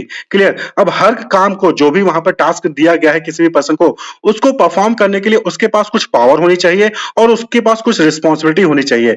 बिना अथॉरिटी के रिस्पॉन्सिबिलिटी बेकार है और बिना रिस्पॉन्सिबिलिटी के अथॉरिटी बेकार है। ठीक है। तो यहां पर अथॉरिटी और रिस्पॉन्सिबिलिटी दोनों कोरिलेट, दोनों एक साथ चलते हैं। तो according to Fayol, authority is the right to give order and obtain obedience and responsibility is the corollary of authority. Corollary का मतलब होता है परिणाम। तो अथॉरिटी की वजह से ही रिस्पॉन्सिबिलिटी वहां पर ऑटोमेटिकली आ जाता है। अथॉरिटी की वजह से रिस्पॉन्सिबिलिटी वहां पर आती है। तो यहाँ पर दो टाइप की अथॉरिटी होती है, ऑफिशियल अथॉरिटी जो कि अथॉरिटी टू कमांड होती है, यानी कि उसके पास ऐसी पोजीशन होती है जिसकी वजह से उसके पास पावर होती है कि वो अपने सबऑर्डिनेट को कमांड दे सके। और यहाँ पर है personal authority which is the authority of the individual manager, अपने अलग अलग मैनेजर की खुद की कुछ जो है वहां पर पावर होती है, तो उसको पर्सनल अथॉरिटी कहते हैं। तो ऑफिशियल अथॉरिटी जो कि उसको पोजीशन की वजह से मिली है, पर्सनल अथॉरिटी जो कि उसको खुद की वजह से मिली है। तो दो टाइप की अथॉरिटी वहां पर उसके पास होती है। तो अथॉरिटी करने का मतलब क्या हो गया, पावर। अथॉरिटी का मतलब क्या हो गया, अधिकार। तो अधिकार वहां पर होना चाहिए उस जॉब को परफॉर्म करने के लिए जो उसको दिया गया है, साथ ही साथ उसके पास जिम्मेदारी भी होनी चाहिए जिसके लिए उसको अथॉरिटी दी गई है। ये नहीं कि आपने उसको कोई भी काम नहीं दिया लेकिन पावर पूरा दे दिया है तो गलत है, लेकिन आपने किसी को पूरा काम दे दिया है लेकिन उसको पावर नहीं दिया है तो वो भी गलत है। तो अथॉरिटी और रिस्पॉन्सिबिलिटी के बीच में बैलेंस भी होना चाहिए। There should be a balance between authority and responsibility. ऐसा नहीं कि अथॉरिटी ज्यादा दे दीजिए, रिस्पॉन्सिबिलिटी बिल्कुल ना दीजिए, या फिर रिस्पॉन्सिबिलिटी ज्यादा दे दीजिए और अथॉरिटी बिल्कुल मत दीजिए। तो ऐसे में वो काम हो ही नहीं पाएगा जो आपने उसको काम या फिर जो भी आपने जॉब या टास्क उसको पॉइंट असाइन किया है। जैसे कि a sales manager has to negotiate a deal with a buyer, he और she finds that if he she can offer credit period of 60 days, he she is likely to clinch the deal which is supposed to fetch the company net margin of से ₹50 करोड़। यानी कि एक ऐसा जो है वहां पर डील आने वाला है जिसमें अगर कस्टमर को 60 डेज का जो है वहां पर क्रेडिट पीरियड दे दिया गया तो उससे कंपनी को 50 करोड़ का फायदा होगा। 50 करोड़ का फायदा होगा अगर 60 दिनों का क्रेडिट कस्टमर को दे दिया गया। अब वो जो सेल्स मैनेजर है उसके पास ये अथॉरिटी दी गई है कि वो सिर्फ 40 डेज का क्रेडिट पीरियड दे सकता है, 40 डेज का क्रेडिट पीरियड दे सकता है, 60 डेज का क्रेडिट पीरियड नहीं दे सकता है। तो ऐसे केस में क्या होगा, वो डील नहीं हो पाएगी। This shows that there is an imbalance in authority and responsibility. In this case the manager should be granted authority of offering credit period of 60 days in the interest of the company. तो ऐसे में जो sales manager है उसको ये power देनी चाहिए कि वो जो है 60 डेज का क्रेडिट पीरियड दे सके। अगर वो इसके पास पावर होती, यानी सेल्स मैनेजर के पास अगर ये पावर होती कि वो 60 डेज का क्रेडिट पीरियड दे सके, तो ऐसे में वो डील जो है क्लोज हो जाती, डील जो है कंपनी को मिलती, 50 करोड़ का फायदा होता। लेकिन अथॉरिटी नहीं थी सेल्स मैनेजर के पास, इसलिए वो जो है वहां पर उस डील को क्लोज नहीं कर पाया, वो 60 डेज का क्रेडिट पीरियड नहीं दे पाया। तो ऐसे केस में डील जो है क्लोज नहीं हो पाएगी, वो डील कैंसिल हो जाएगी और 50 करोड़ का वहां पर नुकसान भी हो सकता है। तो इसलिए अथॉरिटी और रिस्पॉन्सिबिलिटी दोनों ही होनी चाहिए। सेल्स मैनेजर को रिस्पॉन्सिबिलिटी दे दी गई कि तुम जो है सेल्स लेके आओ, लेकिन आपने उसको अथॉरिटी दी ही नहीं कि वो जो है 60 डेज का क्रेडिट पीरियड दे सके, तो ऐसे केस में वो डील क्लोज होगा ही नहीं और कंपनी का नुकसान होगा। तो इसलिए अथॉरिटी एंड रिस्पॉन्सिबिलिटी दोनों ही बैलेंस रखना जरूरी है। वहीं पर तीसरा प्रिंसिपल है डिसिप्लिन। नाम से क्लियर है, अनुशासन, यानी कि जो भी रूल्स रेगुलेशन है ऑर्गेनाइजेशन के उसको फॉलो करना जरूरी है। जो भी सुपीरियर के ऑर्डर्स आ रहे हैं उसको फॉलो करना जरूरी है। टाइम जो भी बताया गया है कि 9 से 4 ऑफिस आना है तो 9 बजे आना है, 4 बजे आप जा सकते हैं, तो ये डिसिप्लिन होना जरूरी है।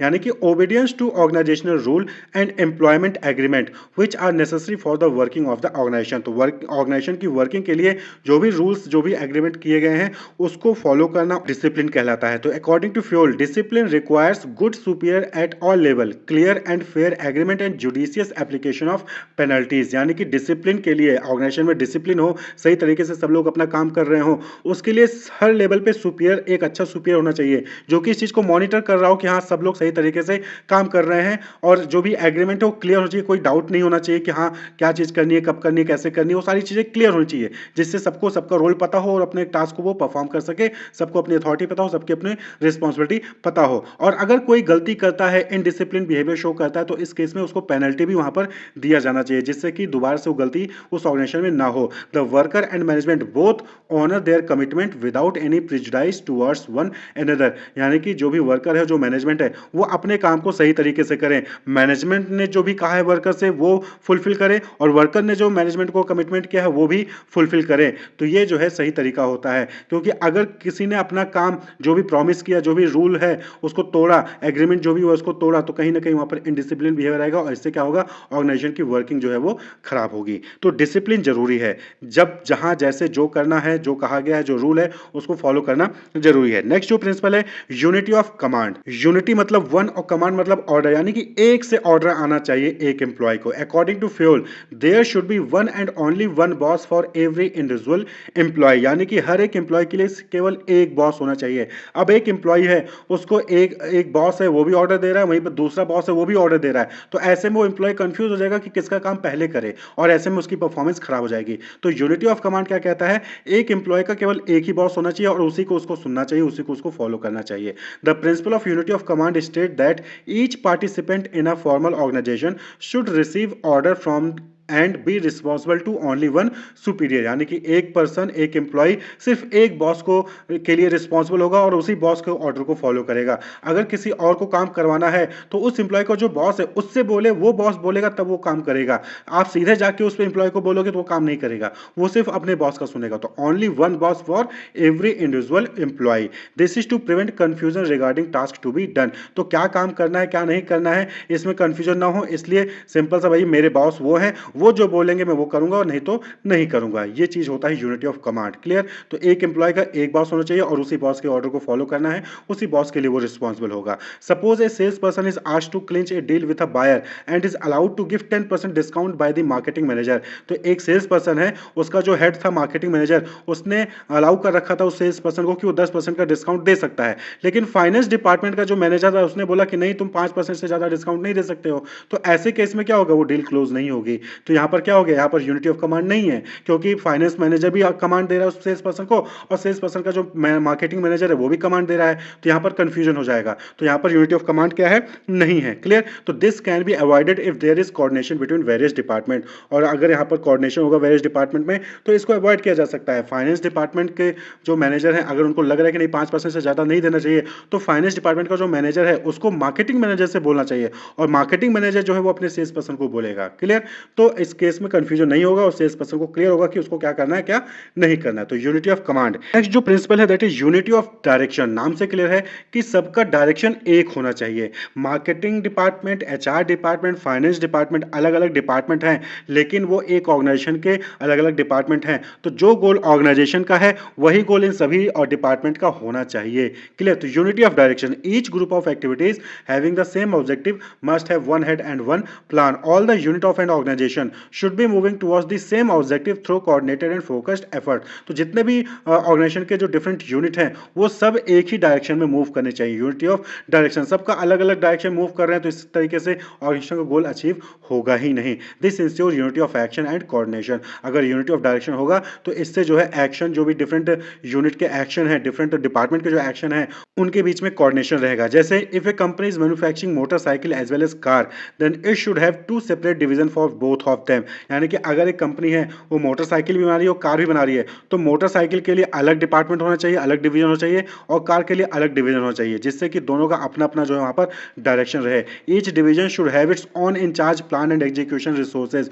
On no account should the working of two division overlap. दोनों का काम ओवरलैप नहीं होना चाहिए, सबका अपना अलग अलग जो है वहां पर पूरा प्लान, इंचार्ज और एग्जीक्यूशन रिसोर्सेज होने चाहिए। ये जो है यूनिटी ऑफ डायरेक्शन कहता है। नेक्स्ट जो प्रिंसिपल है that is subordination of individual interest to general interest. देखिए ऑर्गेनाइजेशन में क्या होता है कि डिफरेंट टाइप ऑफ एम्प्लॉय काम कर रहे होते हैं, तो ऑर्गेनाइजेशन का गोल जो होता है वो मैक्सिमम सेल लेके आना होता है, मैक्सिमम प्रॉफिट अर्न करना होता है।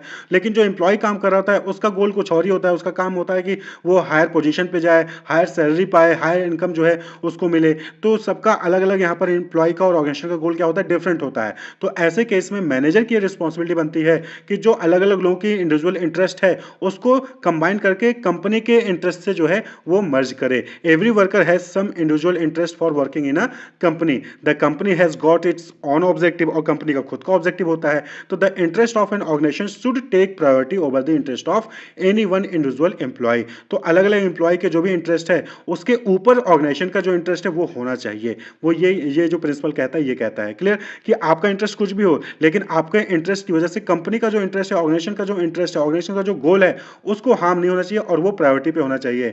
ऐसा ना हो कि आप अपने फायदे के लिए कंपनी का नुकसान कर रहे हो। क्लियर? आप अपने फायदे के लिए कंपनी का रिसोर्सेज यूज किए जा रहे हो रिसोर्स का, और कंपनी का जो है वहां पर नुकसान हो रहा है। तो ऐसा नहीं होना चाहिए। नेक्स्ट जो है that is remuneration of employees. यानी कि आप जो है एम्प्लॉय को टास्क दे रहे हो, उससे ऑर्डर दे रहे हो, उससे काम करवा रहे हो। क्लियर? उसके इंटरेस्ट को नीचे रख रहे हो, ऑर्गेनाइजेशन के लिए काम करवा रहे हो, तो ऐसे केस में उसको रेम्यूनरेशन भी देना जरूरी है। The employee should be paid fair wages which should give them at least a reasonable standard of living. यानी कि जो भी एम्प्लॉइज है आपके ऑर्गेनाइजेशन में, उसको फेयर वेजेस यानी कि वो जिस तरीके से उसका काम लिया जा रहा है, उससे काम लिया जा रहा है, उस तरीके से जो है उसको वहां पर पेमेंट होना चाहिए। क्लियर? जिससे कि उसको एक अच्छा स्टैंडर्ड ऑफ लिविंग वहां पर मिले। Eight the same time it should be with in the paying capacity of the company, और उसी वक्त ये भी ध्यान रखना चाहिए कि कंपनी की कैपेसिटी में भी हो। यह नहीं कि एम्प्लॉय को खुश करने के चक्कर में कंपनी का लॉस हो जा रहा है, नहीं, इस तरीके से दिया जाना चाहिए कि कंपनी का भी प्रॉफिट हो और एम्प्लॉय को भी वहां पर बेनिफिट मिले। Remuneration should be just and equitable, तो रेम्यूनरेशन जो है वो इक्विटेबल होना चाहिए, इक्वल होना चाहिए, सेम लेवल पे जो है उनको सेम अमाउंट का जो वहां पर वेजेस या फिर सैलरी वहां पर मिलना चाहिए। This will ensure कॉन्जेनियल atmosphere and good relation between worker and management. कॉन्जेनियल atmosphere का मतलब क्या हो गया? Pleasant and friendly environment. जब कंपनी भी जो है अपनी कैपेसिटी के अकॉर्डिंग पे कर रही होगी और एम्प्लॉय को भी जो वहाँ पर सही जो है फेयर वेजेस वहाँ पर मिल रहा होगा, तो एक अच्छा इन्वायरमेंट जो है वहाँ पर फ्रेंडली इन्वायरमेंट ऑर्गेनाइजेशन में होगा। इससे क्या होगा? कंपनी की जो वर्किंग है वो स्मूथली होगी। कंपनी अपने ऑर्गेनाइजेशन जो है अपने गोल को स्मूथली, एफिशिएंटली और इफेक्टिवली वो अचीव कर सकेगी। क्लियर? तो यहाँ पर रेम्यूनरेशन ऑफ एम्प्लॉय भी जरूरी है। नेक्स्ट जो प्रिंसिपल है that is centralisation and decentralisation. बहुत सारे ऐसे डिसीजन मेकिंग होते हैं जो कि हायर अथॉरिटी पे, हायर मैनेजमेंट द्वारा ही लिए जाते हैं। वहीं पर बहुत सारे ऐसे डिसीजन होते हैं जिसको जो है लोअर लेवल के मैनेजमेंट को भी लेना पड़ता है। सेंट्रलाइजेशन और डिसेंट्रलाइजेशन दोनों ही ऑर्गेनाइजेशन में होने चाहिए। अकॉर्डिंग टू फ्यूल, ऑर्गेनाइजेशन में सेंट्रलाइजेशन और डिसेंट्रलाइजेशन दोनों ही होना चाहिए और दोनों के बीच में बैलेंस होना चाहिए। यानी कि वहां पर ये चीज क्लियर होनी चाहिए कि कौन सी चीजें सेंट्रलाइज होंगी और कौन सी चीजें डिसेंट्रलाइज होंगी। The concentration of decision making authority is called centralisation. यानी कि अगर डिसीजन मेकिंग सिर्फ जो है किसी एक के पास है, बाकी लोग को फॉलो करना है उसको, तो इसको सेंट्रलाइजेशन कहेंगे। लेकिन वहीं पर अगर ये डिस्पर्सल है among more than one person, यानी कि डिसीजन मेकिंग एक नहीं 4-5 लोग कर ले रहे हैं किसी भी ऑर्गेनाइजेशन में, तो वो डिसेंट्रलाइजेशन हो गया। क्लियर? अब जैसे कि कुछ इंपॉर्टेंट डिसीजन है, लाइक नया वेंचर स्टार्ट करना है, नया इन्वेस्टमेंट करना है, तो ये डिसीजन सेंट्रलाइज हो जाता है, यानी कि ये डिसीजन सिर्फ टॉप मैनेजमेंट ही लेगा। लेकिन वहीं पर नंबर ऑफ एम्प्लॉय, यानी कि हर डिपार्टमेंट में कितने एम्प्लॉय चाहिए, कितना एम्प्लॉय को रिक्रूट करना है, रिसोर्सेज को कैसे एलोकेट करना है, ये डिसेंट्रलाइज कर दिया जाता है। यानी कि अलग अलग डिपार्टमेंट है, अपना अपना डिपार्टमेंट अपने अपने डिपार्टमेंट के अकॉर्डिंग जो है वहां पर रिसोर्सेज को एलोकेट करे और एम्प्लॉय को जो वहां पर रिक्रूट करे, तो ये डिसेंट्रलाइज हो गया। यानी कि किस डिपार्टमेंट में कितना एम्प्लॉय चाहिए वो पर्टिकुलर डिपार्टमेंट संभालेगा। लेकिन नया वेंचर खोलना है, इन्वेस्टमेंट कहां करना है, ये जो है जो टॉप मैनेजमेंट है वही डिसाइड करेगा। तो कुछ चीजें सेंट्रलाइज होती हैं, कुछ चीजें डिसेंट्रलाइज होती हैं। क्लियर? तो ये सेंट्रलाइजेशन और डिसेंट्रलाइजेशन के बीच में बैलेंस होना चाहिए। According to Fayol, there is a need to balance subordinate involvement through decentralisation with manager retention of final authority through the centralisation. Clear? यानी कि यहां पर क्या कहा जा रहा है कि डिसेंट्रलाइजेशन जरूरी है, जिससे कि जो सबऑर्डिनेट लेवल के मैनेजर्स हैं उनका जो है इन्वॉल्वमेंट किया जा सके, और साथ ही साथ सेंट्रलाइजेशन रखना भी जरूरी है, जिससे कि टॉप मैनेजमेंट की अथॉरिटी वहां पर बनी रहे।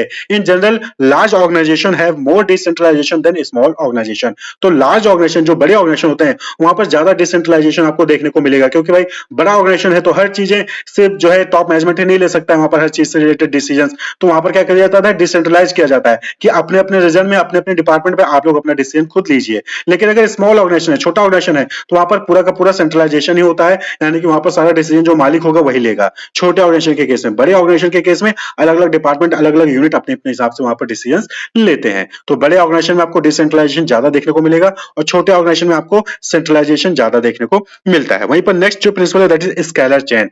स्केलर चेन का मतलब है कि हायरार्की होनी चाहिए, ऑर्गेनाइजेशन में हायरार्की होनी चाहिए, फॉर्मल लाइन ऑफ अथॉरिटी वहां पर होनी चाहिए from highest to lowest rank, यानी कि सुपीरियर से सबऑर्डिनेट के बीच में वहां पर एक हायरार्की होनी चाहिए। अगर कोई कम्युनिकेशन करना है ऑर्गेनाइजेशन में, तो सुपीरियर को कम्युनिकेट किया जाए, सुपीरियर अपने सबऑर्डिनेट को कम्युनिकेट करेगा और वो जो सबऑर्डिनेट है वो अपने सबऑर्डिनेट को कम्युनिकेट करेगा, यानी कि हायरार्की होनी चाहिए। ये नहीं कि आप कूद के किसी से भी जाके कम्युनिकेट कर ले हो, ऐसा नहीं होना चाहिए। आपको proper channel of communication follow करना है। According to Fayol, organisation should have a chain of authority and communication that run from top to bottom and should be followed by manager and the subordinate. यानी कि organisation में line of authority होनी चाहिए, कौन किसका subordinate है, कौन किसका सुपीरियर है, ये चीज वहां पर क्लियर होनी चाहिए। और जो भी ऑर्डर है, जो भी अथॉरिटी है, जो भी कम्युनिकेशन है, वो उस लाइन ऑफ अथॉरिटी के जो है जरिए फॉलो होना चाहिए, उसके जरिए जो है वहां पर फ्लो होना चाहिए। जैसे कि आप यहाँ फिगर देख रहे हैं, तो जैसे कि ए है, ए क्या है? मैनेजर है। अब उसके पास दो लाइन ऑफ अथॉरिटी है,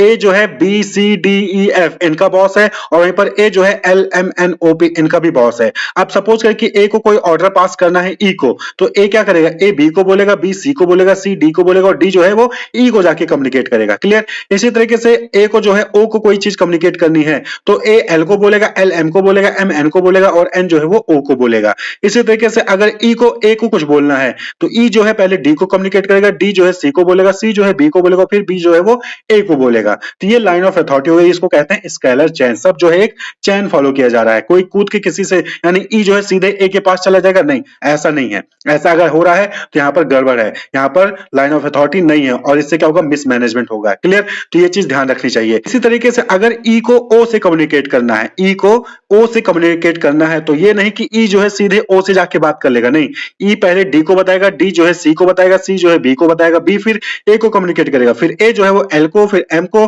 फिर एन जो है एम जो है एन को, फिर एन जो है वो ओ को जाके बताएगा। तो ये जो है स्केलर चेन होता है। क्लियर? तो if E has to communicate with O जो कि सेम लेवल पे, सेम लेवल ऑफ अथॉरिटी पे है, तो उसको क्या रूट फॉलो करना होगा, उसको यही रूट फॉलो करना होगा जो भी हमने बताया। ई जो है डी को बताएगा, डी सी को, सी बी को, बी ए को, ए एल को, ए एल एम को, एम एन को, फिर एन जो है वो ओ को जाके बताएगा। लेकिन अगर कोई इमरजेंसी है, अगर ऑर्गेनाइजेशन में कोई इमरजेंसी है, टाइम बहुत कम है और तुरंत जो है क्विकली कम्युनिकेट करना है, तो उस केस में ई जो है वो डायरेक्टली ओ को जाके कांटेक्ट कर सकता है। ई जो है वो डायरेक्टली ओ को कांटेक्ट कर सकता है और इसको कहते हैं गैंग प्लैंक। इसको क्या कहते हैं? Gang Planck. गैंग प्लैंक का मतलब क्या हो गया? Is a shorter emergency route through which the worker lower in authority chain can directly contact the person of higher authority और those working in other scalar chain. यानी कि अगर कोई इमरजेंसी है तो उस केस में दूसरे चैन का पर्सन किसी दूसरे चैन के पर्सन से कम्युनिकेट कर सकता है डायरेक्टली, बिना किसी वहां पर चैन को फॉलो किए हुए। लेकिन इमरजेंसी होनी चाहिए तभी, अगर इमरजेंसी नहीं है तो उसको प्रॉपर चैन जो है वो फॉलो करना पड़ता है। क्लियर? नेक्स्ट जो है दैट इज ऑर्डर। ऑर्डर कहने का मतलब यहाँ पर ये है कि पीपल और मटेरियल दोनों ही सुटेबल प्लेस पे, सुटेबल टाइम पे अवेलेबल होने चाहिए। अगर ये सही टाइम पे, सही जगह पे अवेलेबल होंगे तो इससे जो परफॉर्मेंस है वो इंक्रीज होगी। According to Fayol, people and material must be in suitable places at appropriate time for maximum efficiency। अब सपोज करें कि आप टेबल पे पढ़ने बैठे हैं, अब वहां पर पेन है ही नहीं। जब टेबल पे पढ़ने बैठो, टेबल पे ही पेन ना हो, कुछ लिखना है आपको, तो क्या होगा, इससे आपका टाइम वेस्ट होगा। अब आप टेबल छोड़ के फिर उठोगे, फिर पेन ढूंढोगे, पेन ढूंढ के लाओगे, फिर लिखोगे, तब तक टाइम जो है आपका काफी ज्यादा वहां पर वेस्ट हो जाता है। तो ऑर्डर कहने का मतलब यही है कि जो भी मटेरियल्स हैं, जो भी पीपल हैं, एम्प्लॉय हैं, वो सही जगह पर होने चाहिए, सही समय पे होने चाहिए। इससे एफिशिएंसी इंक्रीज होगी। The principle of order states that a place for everything and everything in its place. यानी कि सभी चीज के लिए प्लेस होना चाहिए और सब चीजें प्लेस पे होनी चाहिए। समझ रहे हैं? सभी चीज के लिए प्लेस होना चाहिए और सब चीजें प्लेस पे होनी चाहिए, चाहे वो चीज हो, चाहे वो एवरीवन यानी कि पर्सन हो। क्लियर? तो हर चीज के लिए प्लेस होना चाहिए और हर चीज अपने प्लेस पे होना चाहिए। अगर ये है तो वहां पर ऑर्डर है और इससे एफिशिएंसी इंक्रीज होगी, इससे टाइम वेस्ट नहीं होगा। If there is a fixed place for everything and it is present there, then there will be no hindrance in the activities of business और फैक्ट्री। तो हर चीज के लिए प्लेस है और हर चीज अपने प्लेस पे अवेलेबल है, तो उससे कोई भी प्रॉब्लम नहीं आएगी, कोई भी रुकावट नहीं आएगी और बिजनेस और फैक्ट्री का जो काम है, एक्टिविटी हो, स्मूथली परफॉर्म होता रहेगा। This will lead to increase productivity and efficiency. इससे जो है प्रोडक्टिविटी भी इंक्रीज होगी और एफिशिएंसी भी इंक्रीज होगी। नेक्स्ट जो प्रिंसिपल है दैट इज इक्विटी। नाम से क्लियर है, इक्विटी यानी कि fairness. To ensure fairness to all employee, यानी कि यहां पर बायसनेस नहीं होना चाहिए। यानी कि अगर दो एम्प्लॉय हैं, दोनों ने सेम टाइप की मिस्टेक की है तो दोनों को सेम टाइप का सजा वहां पर पनिशमेंट मिलना चाहिए। वहीं पर अगर दो एम्प्लॉय हैं, दोनों ने सेम टाइप का परफॉर्मेंस शो किया है तो दोनों को सेम लेवल का वहां पर जो है एप्रिसिएशन मिलना चाहिए। To ensure fairness to all employee that is equity. Employees should be treated as fairly as possible. उनके साथ जितना पॉसिबल हो सके फेयर ट्रीट करना है, बायसनेस नहीं होनी चाहिए। This principle emphasise kindness and justice in the behaviour of the managers toward worker. यानी कि मैनेजर को बायस नहीं होना है, वर्कर को लेकर जस्टिस वहां पर शो करना चाहिए। This will ensure loyalty and devotion. इससे क्या होगा कि लॉयल्टी होगी और वहां पर डिवोशन होगा, अपने काम को लेकर एम्प्लॉय का डिवोशन होगा। क्लियर? क्योंकि एम्प्लॉय को पता होगा कि अगर मैं ये करूंगा तो मुझे सजा मिलेगी, चाहे मैं जो बॉस है उसका खास हूं चाहे खास ना हूं। There should be no discrimination against anyone on account of gender, religion, language, caste, belief और nationality। यानी कि ऑर्गेनाइजेशन में क्या है कि अब तो मल्टीनेशनल कंपनीज हो गई हैं, अलग अलग कंट्रीज के अलग अलग एरिया के लोग ऑर्गेनाइजेशन में आके काम करते हैं। तो ऐसे केस में जेंडर के बेसिस पे, रिलीजन के बेसिस पे, लैंग्वेज के बेसिस पे, कास्ट के बेसिस पे या फिर किसी भी बेसिस पे बायसनेस नहीं होनी चाहिए, डिस्क्रिमिनेशन नहीं होना चाहिए। इक्वल अपॉर्चुनिटीज वहां पर होनी चाहिए सभी एम्प्लॉयज के लिए हर कंपनी में। क्लियर? हर कंपनी में सभी एम्प्लॉय को इक्वल अपॉर्चुनिटी मिलनी चाहिए, चाहे वो उसको प्रमोशन को लेकर हो, चाहे परफॉर्मेंस को लेकर हो, वहाँ पर इक्वल अपॉर्चुनिटी वहाँ पर मिलनी चाहिए। तो इक्विटी, फेयरली ट्रीट करना है सभी एम्प्लॉय को ऑर्गेनाइजेशन में। नेक्स्ट जो प्रिंसिपल है that is stability of personal. Stability of personal कहने का मतलब यहाँ पर क्या है कि जो एम्प्लॉयज हैं वो स्टेबल रहें, वो जो है आपके ऑर्गेनाइजेशन में लंबे समय तक काम करें, ऐसा होना चाहिए। Employee turnover should be minimised to maintain organisational efficiency. Employee turnover का मतलब ये यहाँ पर क्या हो गया कि एम्प्लॉय आपके ऑर्गेनाइजेशन को छोड़ के जाने वाले की बात हो रही है। एम्प्लॉय वो एम्प्लॉय जो ऑर्गेनाइजेशन को छोड़ के जा रहे हैं उसको एम्प्लॉय टर्नओवर कहते हैं। तो एम्प्लॉय टर्नओवर जो है वो सबसे कम होना चाहिए अगर ऑर्गेनाइजेशनल एफिशिएंसी को मेंटेन रखना है तो। क्योंकि होता क्या है कि अगर ज़्यादा लोग एम्प्लॉय जो है वो छोड़ के चले जाएंगे आपके ऑर्गेनाइजेशन को, तो ऐसे केस में आपको दोबारा से रिक्रूटमेंट करना होगा, दोबारा से सिलेक्शन करना होगा, दोबारा से उनको ट्रेनिंग देनी होगी। तो इससे जो है कॉस्ट वहाँ पर ज़्यादा लगेगा, हर चीज़ का कॉस्ट वहाँ पर लगेगा, बार बार आपको रिक्रूटमेंट, सिलेक्शन, ट्रेनिंग या एक्टिविटी परफॉर्म करनी पड़ेगी। लेकिन अगर आपने एक बार अच्छे से जो है रिक्रूटमेंट, सिलेक्शन और ट्रेनिंग कर लिया और एम्प्लॉय आपके यहाँ पर आ गया है और लंबे समय तक काम कर रहा है, तो ऐसे केस में ये जो कॉस्ट है आपका वो बचेगा। और साथ ही साथ उस एम्प्लॉय को पता होगा कि आपके ऑर्गेनाइजेशन की कैसे जो है फंक्शनिंग है, कैसे ऑर्गेनाइजेशन में काम होता है, वो अच्छे से काम को करेगा। तो personal should be selected and appointed after due and rigorous procedure. तो जो भी पर्सनल आप सेलेक्ट कर रहे हैं ऑर्गेनाइजेशन में, जो भी एम्प्लॉय सेलेक्ट किए जा रहे हैं, उनको केयरफुली जो है वहां पर सेलेक्ट करना चाहिए। But once selected they should be kept at their post position for a minimum fixed tenure. और जब एक बार सिलेक्ट कर लिए गए तो उसके बाद उनको कम से कम कुछ समय तक, कुछ फिक्स्ड टेन्योर तक उनको उस पोजीशन पे रखना चाहिए। जैसे कि आप देखते हैं प्रमोशन का कुछ क्राइटेरिया होता है कि 5 साल बाद ही जो है असिस्टेंट प्रोफेसर हैं तो 5 साल बाद ही एसोसिएट बनेंगे, फिर 10 साल बाद ही प्रोफेसर बनेंगे। तो ये जो है मिनिमम फिक्स्ड टेन्योर वहां पर होता है अगले पोजीशन पे जाने के लिए। क्लियर? तो स्टेबिलिटी ऑफ पर्सनल वहां पर होना चाहिए। They should be given reasonable time to show result. और उनको रीजनेबल टाइम दिया जाना चाहिए जिससे कि उनका रिजल्ट दिखे। क्लियर? ये नहीं कि 1 साल का मौका दे, उसके बाद उनका परफॉर्मेंस अच्छा नहीं तो निकाल दिया, नहीं, आप उनको कम से कम 2 साल, 3 साल, 5 साल का टाइम दीजिए। तो any adhocism in this regard will create instability, insecurity among employees. Adhocism आपने देखा होगा कि एडॉक पे रख लिया जाता है, परमानेंट नहीं होता। एडॉक पे 1 साल की रखा जाएगा, उसके बाद निकाल दिया जाएगा। तो अब अगर आपने किसी एम्प्लॉय को 1 साल के रखा है और उस एम्प्लॉय को पता भी है कि वो 1 ही साल के लिए रखा गया है, तो ऐसे केस में क्या होगा, उस एम्प्लॉय को ये रहेगा कि 1 साल बाद तुम्हें निकाल दिया जाऊंगा। तो ऐसे केस में वो अपनी फुल परफॉर्मेंस नहीं दे पाएगा, वो अपनी पूरी क्षमता से काम नहीं करेगा। तो एडोकिज्म जो है वो अवॉइड करना चाहिए जहां तक हो सके। They would tend to leave the organisation, वो ऑर्गेनाइजेशन को छोड़ के जा सकते हैं और ऐसे केस में फिर से रिक्रूटमेंट, सिलेक्शन और ट्रेनिंग का कॉस्ट वहां पर आएगा। So stability in tenure of personal is good for the business. तो ऐसा रिक्रूटमेंट करिए जहां पर जो स्टेबिलिटी है पर्सनल का वो ज्यादा लंबे समय तक हो, उसका टेन्योर ज्यादा लंबे समय तक हो ऑर्गेनाइजेशन के साथ, तो वो जो है अच्छा होगा बिजनेस ऑर्गेनाइजेशन के लिए। नेक्स्ट जो इंपॉर्टेंट प्रिंसिपल है दैट इज इनिशिएटिव। इनिशिएटिव कहने का मतलब क्या है कि यहाँ पर हर एम्प्लॉय को ये मौका मिलना चाहिए कि वो इनिशिएट करे, किसी भी चीज को लेके वो शुरुआत करे। Initiative means taking the first step with self motivation. तो एम्प्लॉय को इतनी छूट वहां पर मिलनी चाहिए कि वो जो है वहां पर पहला स्टेप किसी भी चीज को लेकर उठा सके, वो इनिशिएशन वहां पर दिखा सके। According to Fayol, worker should be encourage to develop and carry out their plan for improvement. कहीं किसी चीज को लेकर प्रॉब्लम आ गई ऑर्गेनाइजेशन में, किसी भी चीज को लेकर प्रॉब्लम आ गई, तो ऐसे केस में वर्कर को वहां पर मोटिवेट करना चाहिए, इंकरेज करना चाहिए कि वो सामने आए और उस प्रॉब्लम को कैसे सॉल्व किया जा सकता है, कैसे इंप्रूवमेंट लाया जा सकता है, उस पर अपना सजेशन दें। Initiative should be encourage but it does not mean going against the established practices of the company for the sake of being different. लेकिन इसका मतलब ये भी नहीं है कि जो भी ऑर्गेनाइजेशन का रूल है, रेगुलेशन, उसको आप तोड़ दें।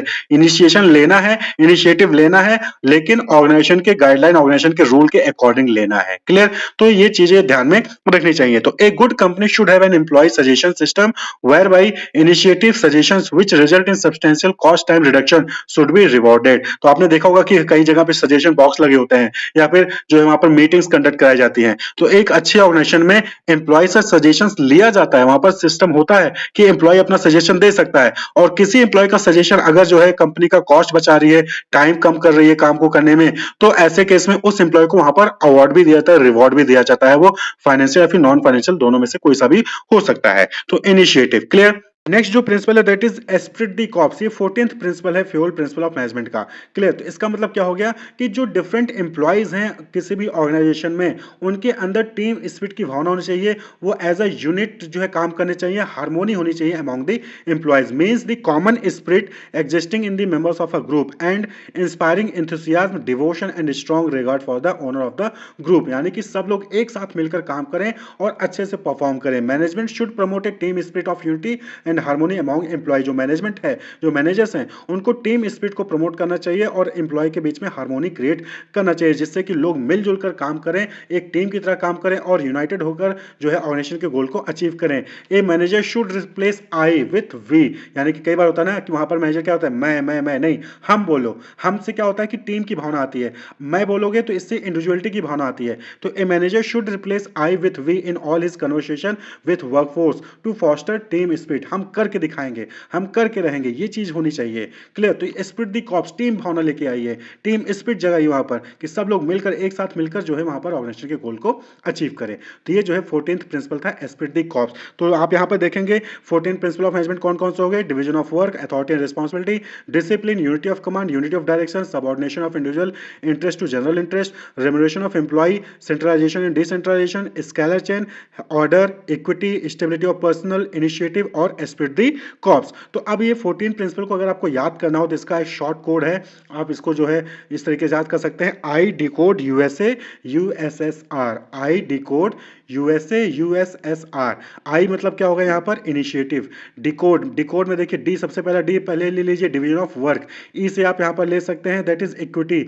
सी से आप यहाँ पर ले सकते हैं, that is centralisation and decentralisation. O से यहाँ पर आप ऑर्डर, डी से फिर से डिसिप्लिन, ई से आप जो है दूसरा यहाँ पर कोई सा भी ले सकते हैं जैसे स्पिरिट दी कॉप्स। फिर यू से आप यूनिटी ऑफ कमांड, फिर एस से आप जो है सबऑर्डिनेशन ऑफ इंडिविजुअल इंटरेस्ट, ए से जो है आप अथॉरिटी एंड रिस्पांसिबिलिटी, फिर अगला यू से यूनिटी ऑफ डायरेक्शन, एस से जो है यहाँ पर आप स्केलर चेन, फिर जो नेक्स्ट एस है स्टेबिलिटी ऑफ पर्सनल, और फिर आर से जो है यहाँ पर आप ले लीजिए रेम्यूनरेशन ऑफ एम्प्लॉय। तो इस तरीके से आप इसको शॉर्ट फॉर्म में याद कर सकते हैं। हम नेक्स्ट अप्रोच की बात करें तो ब्यूरोक्रेटिक मैनेजमेंट अप्रोच, जो कि मैक्स वेबर द्वारा दिया गया था। Max Weber contributed the theory of bureaucracy to the management thought.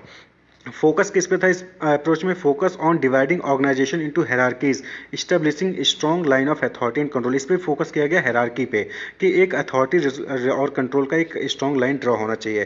Characteristics कैसे इस अप्रोच की? तो डिवीजन ऑफ वर्क, इस पे बोला गया कि वर्क को डिवीजन करना चाहिए, हायरार्की होनी चाहिए पोजीशन में, बॉस, एम्प्लॉय, सबऑर्डिनेट होना चाहिए, रूल और रेगुलेशंस स्ट्रिक्टली फॉलो करने चाहिए और होने चाहिए। इम्पर्सनल कंडक्ट होना, यानी कि हम जब employee being official being employee काम करते हैं तो हमारा कंडक्ट जो है पर्सनल नहीं कि हम हाय हेलो दोस्ती यारी की तरह करें, नहीं, हमारा ऑफिशियल कंडक्ट होना चाहिए, इम्पर्सनल कंडक्ट। स्टाफिंग होनी चाहिए प्रॉपर, टेक्निकल कंपिटेंस होना चाहिए एम्प्लॉय के अंदर और ऑफिशियल रिकॉर्ड्स होने चाहिए सारी चीज़ों के।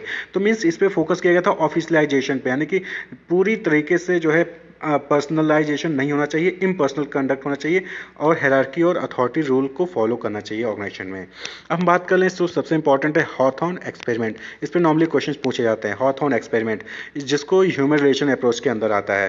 तो ये जो एक्सपेरिमेंट था वो एल्टॉन मयो, एफ.जे. रोथल्सबर्गर और उनकी टीम द्वारा कंडक्ट किया गया था हॉथॉर्न प्लांट में, जो कि वेस्टर्न इलेक्ट्रिक कंपनी थी 1927 से 1932 के बीच में।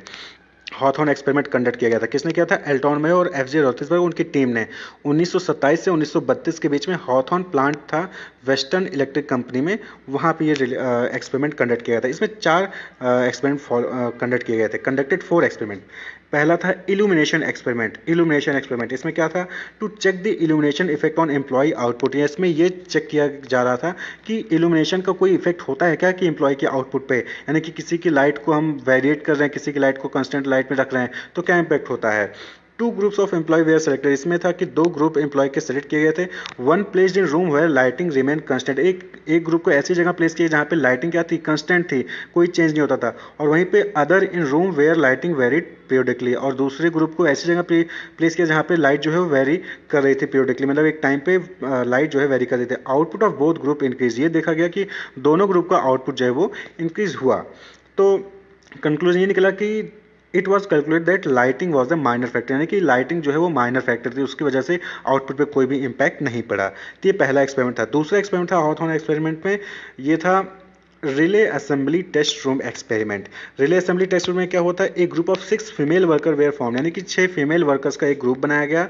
Frequently change were made in their working condition such as shorter working hour, rest period, hot lunch, friendly and informal supervisor, free interaction among member of the group, यानी कि उन groups के साथ जो है एक फ्रिक्वेंटली चेंज किया गया, जैसे कि उनके टाइम को चेंज कर दिया, उनके रेस्ट पीरियड को बढ़ा दिया, उनको ताज़ा ताज़ा खाना लंच मिला, फ्रेंडली और इनफॉर्मल सुपरवाइजर्स के साथ फ्रीली इंटरेक्ट कर सकते थे वो अपने मेंबर्स के साथ। इस तरीके के चेंजेस उनके उसमें किए गए, तो productivity of the group increase, देखा गया कि उनकी प्रोडक्टिविटी क्या थी, वो बढ़ गई। Even when the improvement in working condition were withdrawn, और जब ये जो इंप्रूवमेंट जो भी हमने चेंज किए थे उसको हमने विड्रॉ भी कर लिया, तब भी उनकी प्रोडक्टिविटी क्या थी, इंक्रीज थी। तो it was concluded that socio psychological factor exercise a greater influence on productivity than working condition.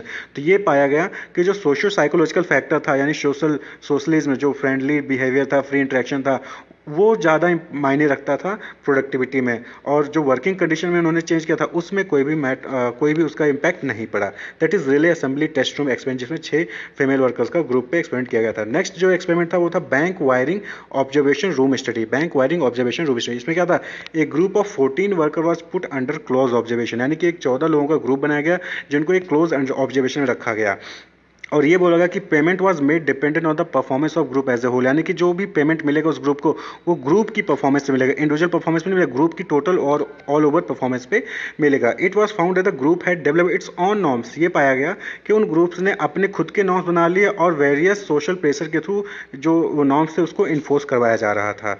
तो as a result output could not, और फिर क्या हुआ कि आउटपुट इंक्रीज नहीं हुआ डिस्पाइट ग्रुप इंसेंटिव स्कीम्स, यानी कि जो ग्रुप इंसेंटिव स्कीम का लगाया गया था उसके बावजूद भी उनका जो है आउटपुट इंक्रीज नहीं हुआ। और फिर जो लास्ट एक्सपेरिमेंट था that is mass interview programme, वो हुआ a large number of worker were interview to understand the opinion on the factor of influencing productivity, यानी कि जो बहुत सारे वर्कर्स का इंटरव्यू लिया गया, उनसे पूछा गया कि उनकी क्या राय है, प्रोडक्टिविटी कैसे बढ़ सकती है। It was found that opportunity to talk freely about the things that are important to worker has a positive effect on their moral and productivity, यानी कि ये पाया गया इंटरव्यू करने के बाद कि अगर उनको फ्रीली अपनी बातों को रखने दी जाए वर्कर्स, तो उनके पॉजिटिव इम्पैक्ट पड़ता है उनकी मोरल और उनकी प्रोडक्टिविटी पे, यानी कि उनको फ्री करना चाहिए, उनको आइडियाज़ को एक्सेप्ट करना है, सुनना चाहिए, तो वो उनकी प्रोडक्टिविटी इंक्रीज करेगी। तो ये था हॉथॉर्न एक्सपेरिमेंट। तो अगर हम मेजर फाइंडिंग्स की बात करें कि क्या मेजर फाइंडिंग्स थे हॉथॉर्न में, तो an organisation is psycho social system, ये पाया गया कि एक ऑर्गेनाइजेशन क्या है, साइको सोशल सिस्टम है, वहाँ पे ह्यूमन बीइंग्स हैं, साइकोलॉजिकल इफेक्ट होते हैं, सोसाइटी है। Human factor is the most important element in the social system, social system में ह्यूमन फैक्टर सबसे important factor. The behaviour of an individual is determine the informal group of which he she is a member, यानी कि जो behaviour होता है human का, individual का, वो डिपेंड करता है कि वो किस ग्रुप से बिलोंग करता है, उसकी ग्रुप की वजह से उसकी बिहेवियर भी चेंज होता है। Workers not merely motivated by money, they are socio psychological beings and respond to the total work situation, यानी कि वर्कर सिर्फ मनी से ही मोटिवेट नहीं होते, वो सोशियो साइकोलॉजिकल बींग्स हैं और वो वर्क सिचुएशन के बेसिस पे भी उनकी मोटिवेशन होती है। तो ये हॉथॉर्न एक्सपेरिमेंट था। अब हम बात करें सोशल सिस्टम अप्रोच, जो कि विल्फ्रेडो अप्रोच है, विल्फ्रेडो पैरेटो ने दिया था। According to this theory an organisation is essentially a cultural system composed of people who work in cooperation. इसमें यह माना गया कि जो ऑर्गेनाइजेशन है वो सिस्टम है किसका, पीपल का, जो कि कॉपरेशन के साथ काम करते हैं। This concept has been attributed to the theory of cooperation, ये कॉन्सेप्ट कहाँ से आया, थ्योरी ऑफ कॉपरेशन से, whereby an individual tries to satisfy his biological physical and social need through cooperation with others. जहाँ पे ये था theory of corporation में क्या है कि इंडिविजुअल जो है वो अपनी नीड को, बायोलॉजिकल फिजिकल और सोशल नीड को दूसरों के कॉपरेशन से फुलफिल करता है। तो फीचर्स क्या थे इस सोशल सिस्टम अप्रोच के, तो ऑर्गेनाइजेशन इज सोशल सिस्टम, ये माना गया कि ऑर्गेनाइजेशन क्या एक सोशल सिस्टम है, इस सिस्टम ऑफ कल्चर रिलेशनशिप, जहाँ पे कल्चर रिलेशनशिप होता है। Relationship exist among the external as well as internal environment of organisation, जो रिलेशनशिप हो एक्सटर्नल और इंटरनल दोनों एनवायरमेंट में एग्जिस्ट करता है। Cooperation among group member is necessary for the achievement of organisation goal, और कॉपरेशन बहुत ही ज़्यादा जरूरी है अगर आप ऑर्गेनाइजेशन के गोल को अचीव करना चाहते हैं। तो ये विल्फ्रेडो पैरेटो ने दिया था सोशल सिस्टम अप्रोच, जिसमें कहा गया कि ऑर्गेनाइजेशन का एक सोशल सिस्टम है, वहाँ पे ह्यूमंस है, वो रिलेशनशिप में और कोऑर्डिनेशन के साथ काम करेंगे तो ऑर्गेनाइजेशन का गोल ऑब्वियस सी बात है अचीव कर सकता है एम्प्लॉय। कोऑर्डिनेशन, देखिए ऑर्गेनाइजेशन में क्या होता है कि डिफरेंट डिपार्टमेंट और डिफरेंट सेक्शंस क्रिएट होते हैं। अगर आपसे बोला जाए कि आप अकेले जो है मार्केटिंग भी कर लीजिए, आप फाइनेंस भी संभाल लीजिए कि कहाँ पैसा आएगा, किसको पैसा देना है, आप जो है प्रोडक्शन भी कर लीजिए, यानी कि प्रोडक्ट को बना लीजिए, उसके डिज़ाइन कर लीजिए, उसको पैकेजिंग कर लीजिए, उसके बाद जाके आप मार्केट में सेल भी करके आइए, एम्प्लॉय को रिक्रूट भी कर लीजिए, आप फाइनेंस भी संभाल लीजिए, आप सारे काम एक साथ नहीं संभाल सकते हो, सारे काम एक साथ मैनेज नहीं कर सकते हो। तो इसलिए आप क्या करते हो कि ऑर्गेनाइजेशन में जो है डिफरेंट डिपार्टमेंट क्रिएट करते हो, finance department, HR department, marketing department, production department, purchase department, और हर डिपार्टमेंट का अपना अपना काम होता है। लेकिन ये जो सारे डिपार्टमेंट हैं ये सब मिलकर एक साथ कॉमन गोल, जो ऑर्गेनाइजेशन का गोल होता है उसको अचीव करने की कोशिश करते हैं, उसको अचीव करते हैं, मिलकर एक साथ जो है उसको अचीव करने के लिए काम करते हैं। परचेज डिपार्टमेंट का काम है कि वो रॉ मटेरियल को परचेज करे, जिससे कि जो प्रोडक्शन डिपार्टमेंट है वो टाइमली अपने प्रोडक्ट को बना सके, जिससे कि जो सेल्स डिपार्टमेंट है, जो मार्केटिंग डिपार्टमेंट है, वो टाइमली जो है अपने प्रोडक्ट को रिटेलर तक, कस्टमर तक पहुंचा सके। और फाइनेंस डिपार्टमेंट टाइमली सभी डिपार्टमेंट को जो है फाइनेंस यानी पैसा प्रोवाइड करे, जिससे कि वो अपने टास्क को कंप्लीट कर सके। अगर ये सारे डिपार्टमेंट मिलजुल कर एक साथ काम नहीं करेंगे, अपनी इंफॉर्मेशन को शेयर नहीं करेंगे, तो क्या एक डिपार्टमेंट जो है अपना, जो प्रोडक्शन डिपार्टमेंट है, सपोज करें कि उसको जो है 1 महीने के अंदर उसको 100 यूनिट्स जो है प्रोड्यूस करके देने हैं, और परचेज डिपार्टमेंट रॉ मटेरियल ना प्रोवाइड करे, तो क्या ये पॉसिबल हो पाएगा प्रोडक्शन डिपार्टमेंट के लिए? नहीं हो पाएगा। इसलिए कोऑर्डिनेशन बहुत ज़रूरी है। An organisation is a system which made up of different interlinked and interdependent sub system like purchase, production, sales, finance etcetera, and a manager has to link these diverse group towards the achievement of a common goal. यानी कि अगर आपको organisation के गोल को, common goal को achieve करना है, तो जो डिफरेंट डिपार्टमेंट्स होते हैं, डिफरेंट सेक्शंस होते हैं ऑर्गेनाइजेशन में, उनको इंटरलिंक करना जरूरी है। यानी कि परचेज डिपार्टमेंट प्रोडक्शन डिपार्टमेंट से लिंक हो, प्रोडक्शन सेल्स से, सेल्स फाइनेंस से, सभी आपस में लिंक हो, जिससे कि जो इन्फॉर्मेशन है वो स्मूथली फ्लो करे, और जो सभी डिपार्टमेंट है वो अपना काम सही तरीके से प्रॉपर टाइम पे कर सके, इफेक्टिवली एफिशिएंटली करे, जिससे कि जो ऑर्गेनाइजेशन का कॉमन गोल है वो अचीव हो सके। अगर परचेज डिपार्टमेंट सही टाइम पर रॉ मटेरियल परचेज करके नहीं देगा, तो प्रोडक्शन डिपार्टमेंट सही टाइम पर अपना प्रोडक्ट प्रोड्यूस नहीं कर पाएगा, प्रोडक्शन डिपार्टमेंट प्रोडक्ट्स प्रोड्यूस नहीं कर पाया तो सेल्स डिपार्टमेंट अब टाइम पे अपने रिटेलर को, कस्टमर को प्रोडक्ट नहीं पहुंचा पाएगा, जिससे कि सेल्स डाउन होगी, और कहीं ना कहीं उसकी वजह से फाइनेंस डिपार्टमेंट के पास पैसा नहीं होगा जो कि किसी और डिपार्टमेंट को प्रोवाइड कर सकेगा। तो ये सारे डिपार्टमेंट आपस में इंटरलिंक्ड है, और इन्हीं को इंटरलिंक करना, जिससे कि ये टाइमली अपने काम को इफेक्टिवली एफिशिएंटली कंप्लीट कर सके, वही चीज कोऑर्डिनेशन कहलाती है। The process by which a manager synchronises the activities of different department is known as coordination. Synchronise करने का मतलब क्या हो गया कि act of making things happen at the same time, यानी कि सभी डिपार्टमेंट सेम टाइम पर काम कर रहे हैं और एक दूसरे के साथ मिलकर काम कर रहे हैं, जिससे कि जो ऑर्गेनाइजेशन का कॉमन गोल है वो अचीव हो रहा है। तो the process by which manager synchronise the activities of different department is known as coordination. तो कोऑर्डिनेशन क्या हो गया? Coordination is the force that binds all the other function of management, यानी कि कोऑर्डिनेशन एक ऐसा फोर्स है, एक ऐसी पावर है जो कि सभी डिपार्टमेंट को बांध के रखती है, सभी डिपार्टमेंट को लिंक करके रखती है। Therefore involves synchronization of the different actions or effort of the various units of an organization, यानी कि जो डिफरेंट डिपार्टमेंट हैं वो डिफरेंट एक्शंस और एफर्ट्स लगा रहे होते हैं ऑर्गेनाइजेशन के गोल को अचीव करने के लिए, उनको सिंक्रोनाइज करना, उनको जो है इंटरलिंक करना, उनको सिंक्रोनाइज करना ही कोऑर्डिनेशन कहलाता है। तो इसकी डिफिनेशन अलग अलग ऑथर ने दी रखी है। तो अकॉर्डिंग टू EFL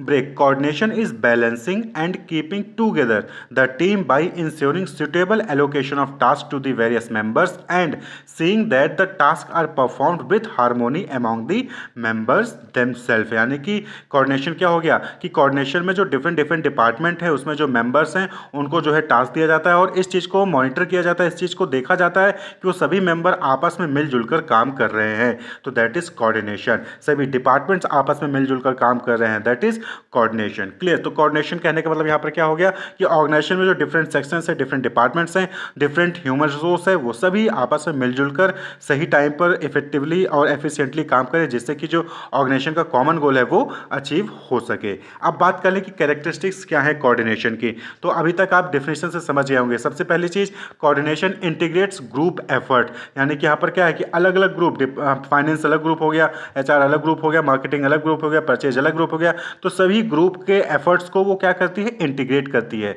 यानी कि जो है इंटरलिंक कर रही है, जिससे कि जो कॉमन गोल है वो अचीव हो सके। प्रोडक्शन ने अपना काम तो कर दिया, लेकिन जो है सेल्स डिपार्टमेंट तक वो इन्फॉर्मेशन नहीं पहुंची, तो इससे क्या होगा कि इससे सेल्स डिपार्टमेंट अपना काम जो है टाइमली नहीं कर पाएगा। तो इसलिए वहां पर ग्रुप एफर्ट को इंटीग्रेट करना जरूरी, यानी कि प्रोडक्शन ने अपना एफर्ट तो कर दिया, जिस सेल्स डिपार्टमेंट भी अपना एफर्ट लगा सके, इसलिए प्रोडक्शन डिपार्टमेंट और सेल्स डिपार्टमेंट का इंटीग्रेशन होना जरूरी है। तो कोऑर्डिनेशन वो काम करता है। Coordination ensures unity of action. भाई बट ऑब्वियस बात है कि जब सभी डिपार्टमेंट आपस में मिलजुल कर काम करेंगे तो सभी डिपार्टमेंट डिपार्टमेंट जो अपना अपना काम परफॉर्म करें, जो अपना अपना एक्शन परफॉर्म कर रहे हैं, वो इंटीग्रेट हो पाएगा और जो कॉमन गोल है उसको अचीव करेंगे। तो it act as the binding force between department and ensure that all action is aimed at achieving the goal of the organisation. ये नहीं कि परचेज डिपार्टमेंट ने अपना काम कर लिया, प्रोडक्शन डिपार्टमेंट तक इन्फॉर्मेशन ही पहुंचाई, प्रोडक्शन डिपार्टमेंट प्रोडक्ट को बना ही नहीं पा रहा। यानी कि जो भी डिफरेंट डिपार्टमेंट्स अपना वर्क परफॉर्म कर रहे हैं, अपना एक्शन कर रहे हैं, वो यूनिटी, उनमें यूनिटी होनी चाहिए और वो कोऑर्डिनेशन के जरिए आती है। यूनिटी मतलब कि सभी लोग अपना काम कर रहे हैं जिससे कि ऑर्गेनाइजेशन का कॉमन गोल अचीव कर सके। तो सभी लोग किस लिए काम कर रहे हैं? यूनिटी ऑफ एक्शन क्या है? टू अचीव दी ऑर्गेनाइजेशन गोल। तो वो कोऑर्डिनेशन से ही आती है। यानी कि जब सब लोग मिलजुल कर, इंटीग्रेट होकर, इंटरलिंक्ड होकर काम करेंगे तो वहां पर यूनिटी ऑफ एक्शन होगा, ऑर्गेनाइजेशन का कॉमन गोल अचीव होगा। नेक्स्ट है coordination is a continuous process. तो यहाँ पर क्या है कि कोऑर्डिनेशन जो है वो कंटिन्यूअस प्रोसेस। ये नहीं कि आपने इस महीने कोऑर्डिनेशन कर लिया, अगले महीने नहीं करेंगे, नहीं। कोऑर्डिनेशन हमेशा होना चाहिए क्योंकि हमेशा हर डिपार्टमेंट अपनी अपनी एक्टिविटीज परफॉर्म कर रहा होता है और हर डिपार्टमेंट में कोऑर्डिनेशन होना चाहिए, हर सेक्शन में कोऑर्डिनेशन होना चाहिए, हर एम्प्लॉय में कोऑर्डिनेशन होना चाहिए। अगर कहीं पे भी कोऑर्डिनेशन टूटा तो वहां पर जो है बिजनेस रुक सकता है, परफॉर्मेंस पुअर हो सकती है, जो सेल्स है वो पीछे जा सकता है, सेल्स डाउन जा सकता है। तो कोऑर्डिनेशन कंटिन्यूअस प्रोसेस ये हमेशा रहता है। ये नहीं कि आज नेक्स्ट ईयर नहीं रहेगा, ऐसा नहीं है, कंटिन्यूअस प्रोसेस है। नेक्स्ट है coordination is an all pervasive function. Pervasive function यानी कि ये हर जगह मौजूद है। कोऑर्डिनेशन ये नहीं कि परचेज डिपार्टमेंट में होना चाहिए, प्रोडक्शन डिपार्टमेंट में नहीं होना चाहिए, मार्केटिंग डिपार्टमेंट में होना चाहिए, फाइनेंस में नहीं होना चाहिए, नहीं। सभी डिपार्टमेंट में, सभी लेवल पर, चाहे वो टॉप मैनेजमेंट हो, चाहे मिडिल मैनेजमेंट हो, चाहे वो लोअर लेवल हो, चाहे अलग अलग डिपार्टमेंट हो, सभी जगह पर कोऑर्डिनेशन होना चाहिए। तो कोऑर्डिनेशन क्या है? ये परवेसिव फंक्शन है, हर जगह पे कोऑर्डिनेशन होता है।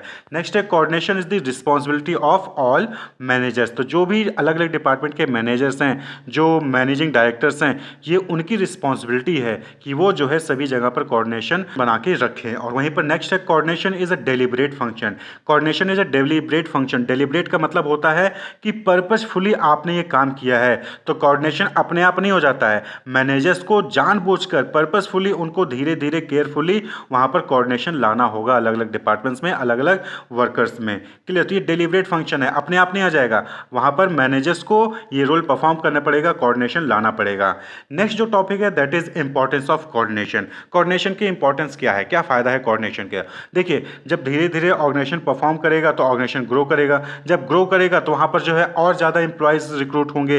जब ज्यादा इंप्लॉयज रिक्रूट होंगे तो वहां पर क्योस होगा। अगर सही तरीके से आप सभी इंप्लॉय को मैनेज नहीं करोगे, टास्क को उनको डिवाइड नहीं करोगे, सभी एफर्ट और एक्टिविटीज को इंटीग्रेट नहीं करोगे तो वहां पर क्योस होगा और जिसकी वजह से परफॉर्मेंस क्या होगी, वो पुअर हो जाएगी ऑर्गेनाइजेशन की। तो पहला इंपॉर्टेंस क्या हो गया? Growth in organisational size. यानी कि जैसे जैसे ऑर्गेनाइजेशन का ग्रोथ होगा उसकी साइज बढ़ेगी और वहां पर कोऑर्डिनेशन बहुत ज्यादा इंपॉर्टेंट होगा। वहां पर कोऑर्डिनेशन नहीं होगा तो वहां पर क्योस होगा, परफॉर्मेंस पुअर हो जाएगी। तो as organisation grow in size the number of people employed by the organisation also increase. At time it may be difficult to integrate their effort and activities. It is important to harmonize individual goals and organization goals through coordination. तो जैसे जैसे organisation grow करेगा, number of employees grow करेंगे और number of employees grow करेंगे तो अगर वहां पे कोऑर्डिनेशन नहीं होगा तो वहां पर आप जो है ऑर्गेनाइजेशन के गोल को सक्सेसफुली अचीव नहीं कर पाएंगे। तो वहां पर कोऑर्डिनेशन की इंपॉर्टेंस होती है। नेक्स्ट है फंक्शनल डिफरेंसेस। होता क्या है कि अलग अलग डिपार्टमेंट, अलग अलग डिवीजन, अलग अलग सेक्शन में ऑर्गेनाइजेशन डिवाइडेड है। क्लियर? तो अलग अलग डिपार्टमेंट का अपना अपना फंक्शन होता है, तो सभी का क्या है, वहां पर फंक्शन अलग अलग है। तो ऐसे केस में वहां पर कोऑर्डिनेशन की जरूरत होती है। तो अगर कोऑर्डिनेशन नहीं होगा तो अलग अलग जो फंक्शंस परफॉर्म किए जा रहे हैं किसी एक कॉमन गोल को अचीव करने के लिए, वो इंटरलिंक्ड नहीं होंगे और जिसकी वजह से ऑर्गेनाइजेशन की परफॉर्मेंस वो जो है वो पुअर हो जाएगी। ऑर्गेनाइजेशन का जो कॉमन गोल है वो अचीव नहीं हो पाएगा। तो इसलिए फंक्शनल डिफरेंसेस होते हैं और उन फंक्शनल डिफरेंसेस को दूर करने के लिए, इंटीग्रेट करने के लिए, इंटरलिंक करने के लिए कोऑर्डिनेशन की रिक्वायरमेंट होती है। नेक्स्ट इंपॉर्टेंस आती है स्पेशलाइजेशन में। तो स्पेशलाइजेशन में क्या होता है कि अलग अलग जो एम्प्लॉयज है वो अपने अपने फील्ड में स्पेशलिस्ट होते हैं। मार्केटिंग का अलग होगा, एचआर का अलग होगा, फाइनेंस का अलग होगा, प्रोडक्शन का अलग होगा। अब उस केस में क्या करते हैं कि अगर वो जो है किसी दूसरे की सजेशंस लेना पसंद नहीं करते हैं, वो दूसरे का सजेशन लेना, दूसरे का एडवाइस लेना पसंद नहीं करते हैं, तो ऐसे केस में क्या होता है कि कॉन्फ्लिक्ट अराइज होता है। तो यहां पर भी कोऑर्डिनेशन ही वो फैक्टर है जिसकी वजह से सभी इंप्लॉयज मिलकर, सभी स्पेशलिस्ट मिलकर एक दूसरे के साथ काम करते हैं जिससे कि जो ऑर्गेनाइजेशन का कॉमन गोल है वो अचीव होता है। तो कोऑर्डिनेशन इन तीनों के केस में ही इम्पॉर्टेंट होता है। जब ऑर्गेनाइजेशन की साइज़ ग्रो कर रही होती है, नंबर ऑफ़ एम्प्लॉयज़ ग्रो कर रहे होंगे, तो उस केस में कोऑर्डिनेशन इंपॉर्टेंट होता है। फंक्शनल डिफरेंसेस होते हैं, डिफरेंट डिफरेंट डिपार्टमेंट हैं, सेक्शंस हैं, वहाँ पर डिफरेंट डिफरेंट फंक्शंस परफॉर्म किए जाते हैं, तो वहाँ पर कोऑर्डिनेशन जरूरी है, क्योंकि अगर अलग अलग डिपार्टमेंट में कोऑर्डिनेशन नहीं होगा तो ऑर्गेनाइजेशन का गोल अचीव नहीं होगा। स्पेशलाइजेशन, अलग अलग स्पेशलाइज्ड वहाँ पर आपके पास एम्प्लॉय होंगे, अलग अलग डिपार्टमेंट में अलग अलग स्पेशलाइजेशन होते हैं, तो वहाँ पर भी जो है कोऑर्डिनेशन की इंपॉर्टेंस होती है, वहाँ पर भी कोऑर्डिनेशन रिक्वायर्ड होता है। कोऑर्डिनेशन नहीं होगा, मिलजुल कर काम नहीं करेंगे, एक दूसरे से सभी लोग इंटरलिंक नहीं होंगे, तो ऑर्गेनाइजेशन का गोल अचीव नहीं हो पाएगा। तो जो भी मैनेजर्स होते हैं ऑर्गेनाइजेशन में, उनको अपने बिजनेस के इन्वायरमेंट को, यानी कि अपने इंटरनल और एक्सटर्नल इन्वायरमेंट को समझना बहुत ज़रूरी है, क्योंकि किसी भी ऑर्गेनाइजेशन के सर्वाइवल के लिए या फिर उसके सक्सेस के लिए हर मैनेजर को चाहिए कि वो अपने कंपनीज की कैपेबिलिटीज़ को जाने, कंपनी की क्या स्ट्रेंथ है, क्या वीकनेस है, उसको समझें, और साथ ही साथ मार्केट में यानी इन्वायरमेंट में क्या अपॉर्चुनिटीज़ हैं और किन चीज़ों से उनको खतरा है, किन चीज़ों से उनको आगे चल के कॉम्पिटिशन मिल सकता है, रिस्क मिल सकता है, उसको ये चीज़ जाने। और ये सारी चीज़ें समझने के लिए, जानने के लिए क्या ज़रूरी है, इंटरनल और एक्सटर्नल इन्वायरमेंट को समझना। कंपनी की कैपेबिलिटीज़ हैं, स्ट्रेंथ हैं, वीकनेस हैं, ये जो मैनेजर को कैसे पता चलेगा ये चीज़, ये तभी पता चलेगा ना जब मैनेजर्स अपने इंटरनल इन्वायरमेंट को समझेगा, यानी कि कल्चर क्या है, वैल्यूज़ क्या है, मिशन क्या है, एम्प्लॉयज़ कैसे हैं, उनकी क्या स्ट्रेंथ है, क्या वीकनेस है, फिजिकल एसेट्स क्या अवेलेबल हैं, ब्रांड का क्या है, ब्रांड रेपुटेशन है कि नहीं मार्केट में, R&D को समझना चाहिए। तो मैनेजर्स को जब इंटरनल इन्वायरमेंट के बारे में पता रहेगा, वो सारी चीज़ें एनालाइज करेंगे इंटरनल इन्वायरमेंट को, तभी तो उनको कंपनी की क्या कैपेबिलिटीज़ है, क्या स्ट्रेंथ है कंपनी की, और किस चीज़ों में कंपनी वीक है, ये चीज़ें पता चलेंगी, और उसी के अकॉर्डिंगली जो है फिर वो अपने गोल्स को सेट करेंगे और गोल्स को अचीव करने के लिए स्ट्रेटजीज बनाएंगे। क्लियर। और इसी तरीके से मार्केट में कहाँ पर अपॉर्चुनिटीज़ है, किन जगहों पर जो है मौका है जहाँ ऑर्गेनाइजेशन जो है अपना कोई भी प्रोजेक्ट लॉन्च कर सकती है, बिजनेस रन कर सकती है, फिर वो प्रोडक्ट बना के उस नीड को फुलफिल कर सकती है। तो अपॉर्चुनिटीज़ को और किन चीज़ों से खतरा है, चाहे वो गवर्नमेंट का रूल है, चाहे वो टेक्नोलॉजी में कोई अपडेशन आ रहा है, चाहे वो कॉम्पिटिटर से रिलेटेड हो, तो किन चीज़ों से खतरा है, इन चीज़ों को जानने के लिए मैनेजर्स को एक्सटर्नल इन्वायरमेंट को भी जो है वहाँ पर इवेल्युएट करना पड़ेगा। क्लियर। तो मैनेजर्स को ये बहुत ज़रूरी है कि वो अपने इंटरनल और एक्सटर्नल इन्वायरमेंट को समझें, सही तरीके से उसको आइडेंटिफाई करें, एनालाइज करें, और वहाँ से कंपनीज की कैपेबिलिटी, स्ट्रेंथ, वीकनेस, अपॉर्चुनिटीज़ और थ्रेट, इसको जो है वो आइडेंटिफाई करें, क्योंकि इसी के बेसिस पे जो मैनेजर्स हैं वो अचीवेबल गोल्स को सेट कर पाएंगे, इफेक्टिव स्ट्रेटजीज बना पाएंगे जिसका इस्तेमाल करके जो है गोल्स को अचीव कर सकते हैं, और मार्केट में कॉम्पिटिटिव एडवांटेज गेन कर सकेंगे, और फास्टर एडाप्टेबिलिटी, यानी मार्केट में जो भी चेंजेस हो रहा होगा उसको वो बहुत तेज़ी से अडॉप्ट करेंगे, और ओवरऑल ऑर्गेनाइजेशन सर्वाइव भी करेगा और ग्रोथ भी करेगा, सक्सेस भी अचीव करेगा। क्लियर। तो ऑर्गेनाइजेशन की ग्रोथ के लिए, ऑर्गेनाइजेशन की सर्वाइवल के लिए, ऑर्गेनाइजेशन की सक्सेस के लिए मैनेजर्स का इंटरनल और एक्सटर्नल इन्वायरमेंट को समझना जरूरी है, क्योंकि इसी को समझकर जो है वो फिर अकॉर्डिंगली गोल्स को सेट कर सकेंगे, स्ट्रेटजीज बना सकेंगे, और जिससे वो मार्केट में कॉम्पीट कर सकेंगे अपने कॉम्पिटिटर से, और जो भी अपॉर्चुनिटीज आएगी उसको ग्रैब कर सकेंगे। कोई भी चेंजेस होगा, कोई टेक्नोलॉजी अपग्रेडेशन होगा, कोई नया जो है डेमोग्राफिक चेंज होगा, तो उसको वो अडॉप्ट भी कर पाएंगे। Wish you all the best, keep watching.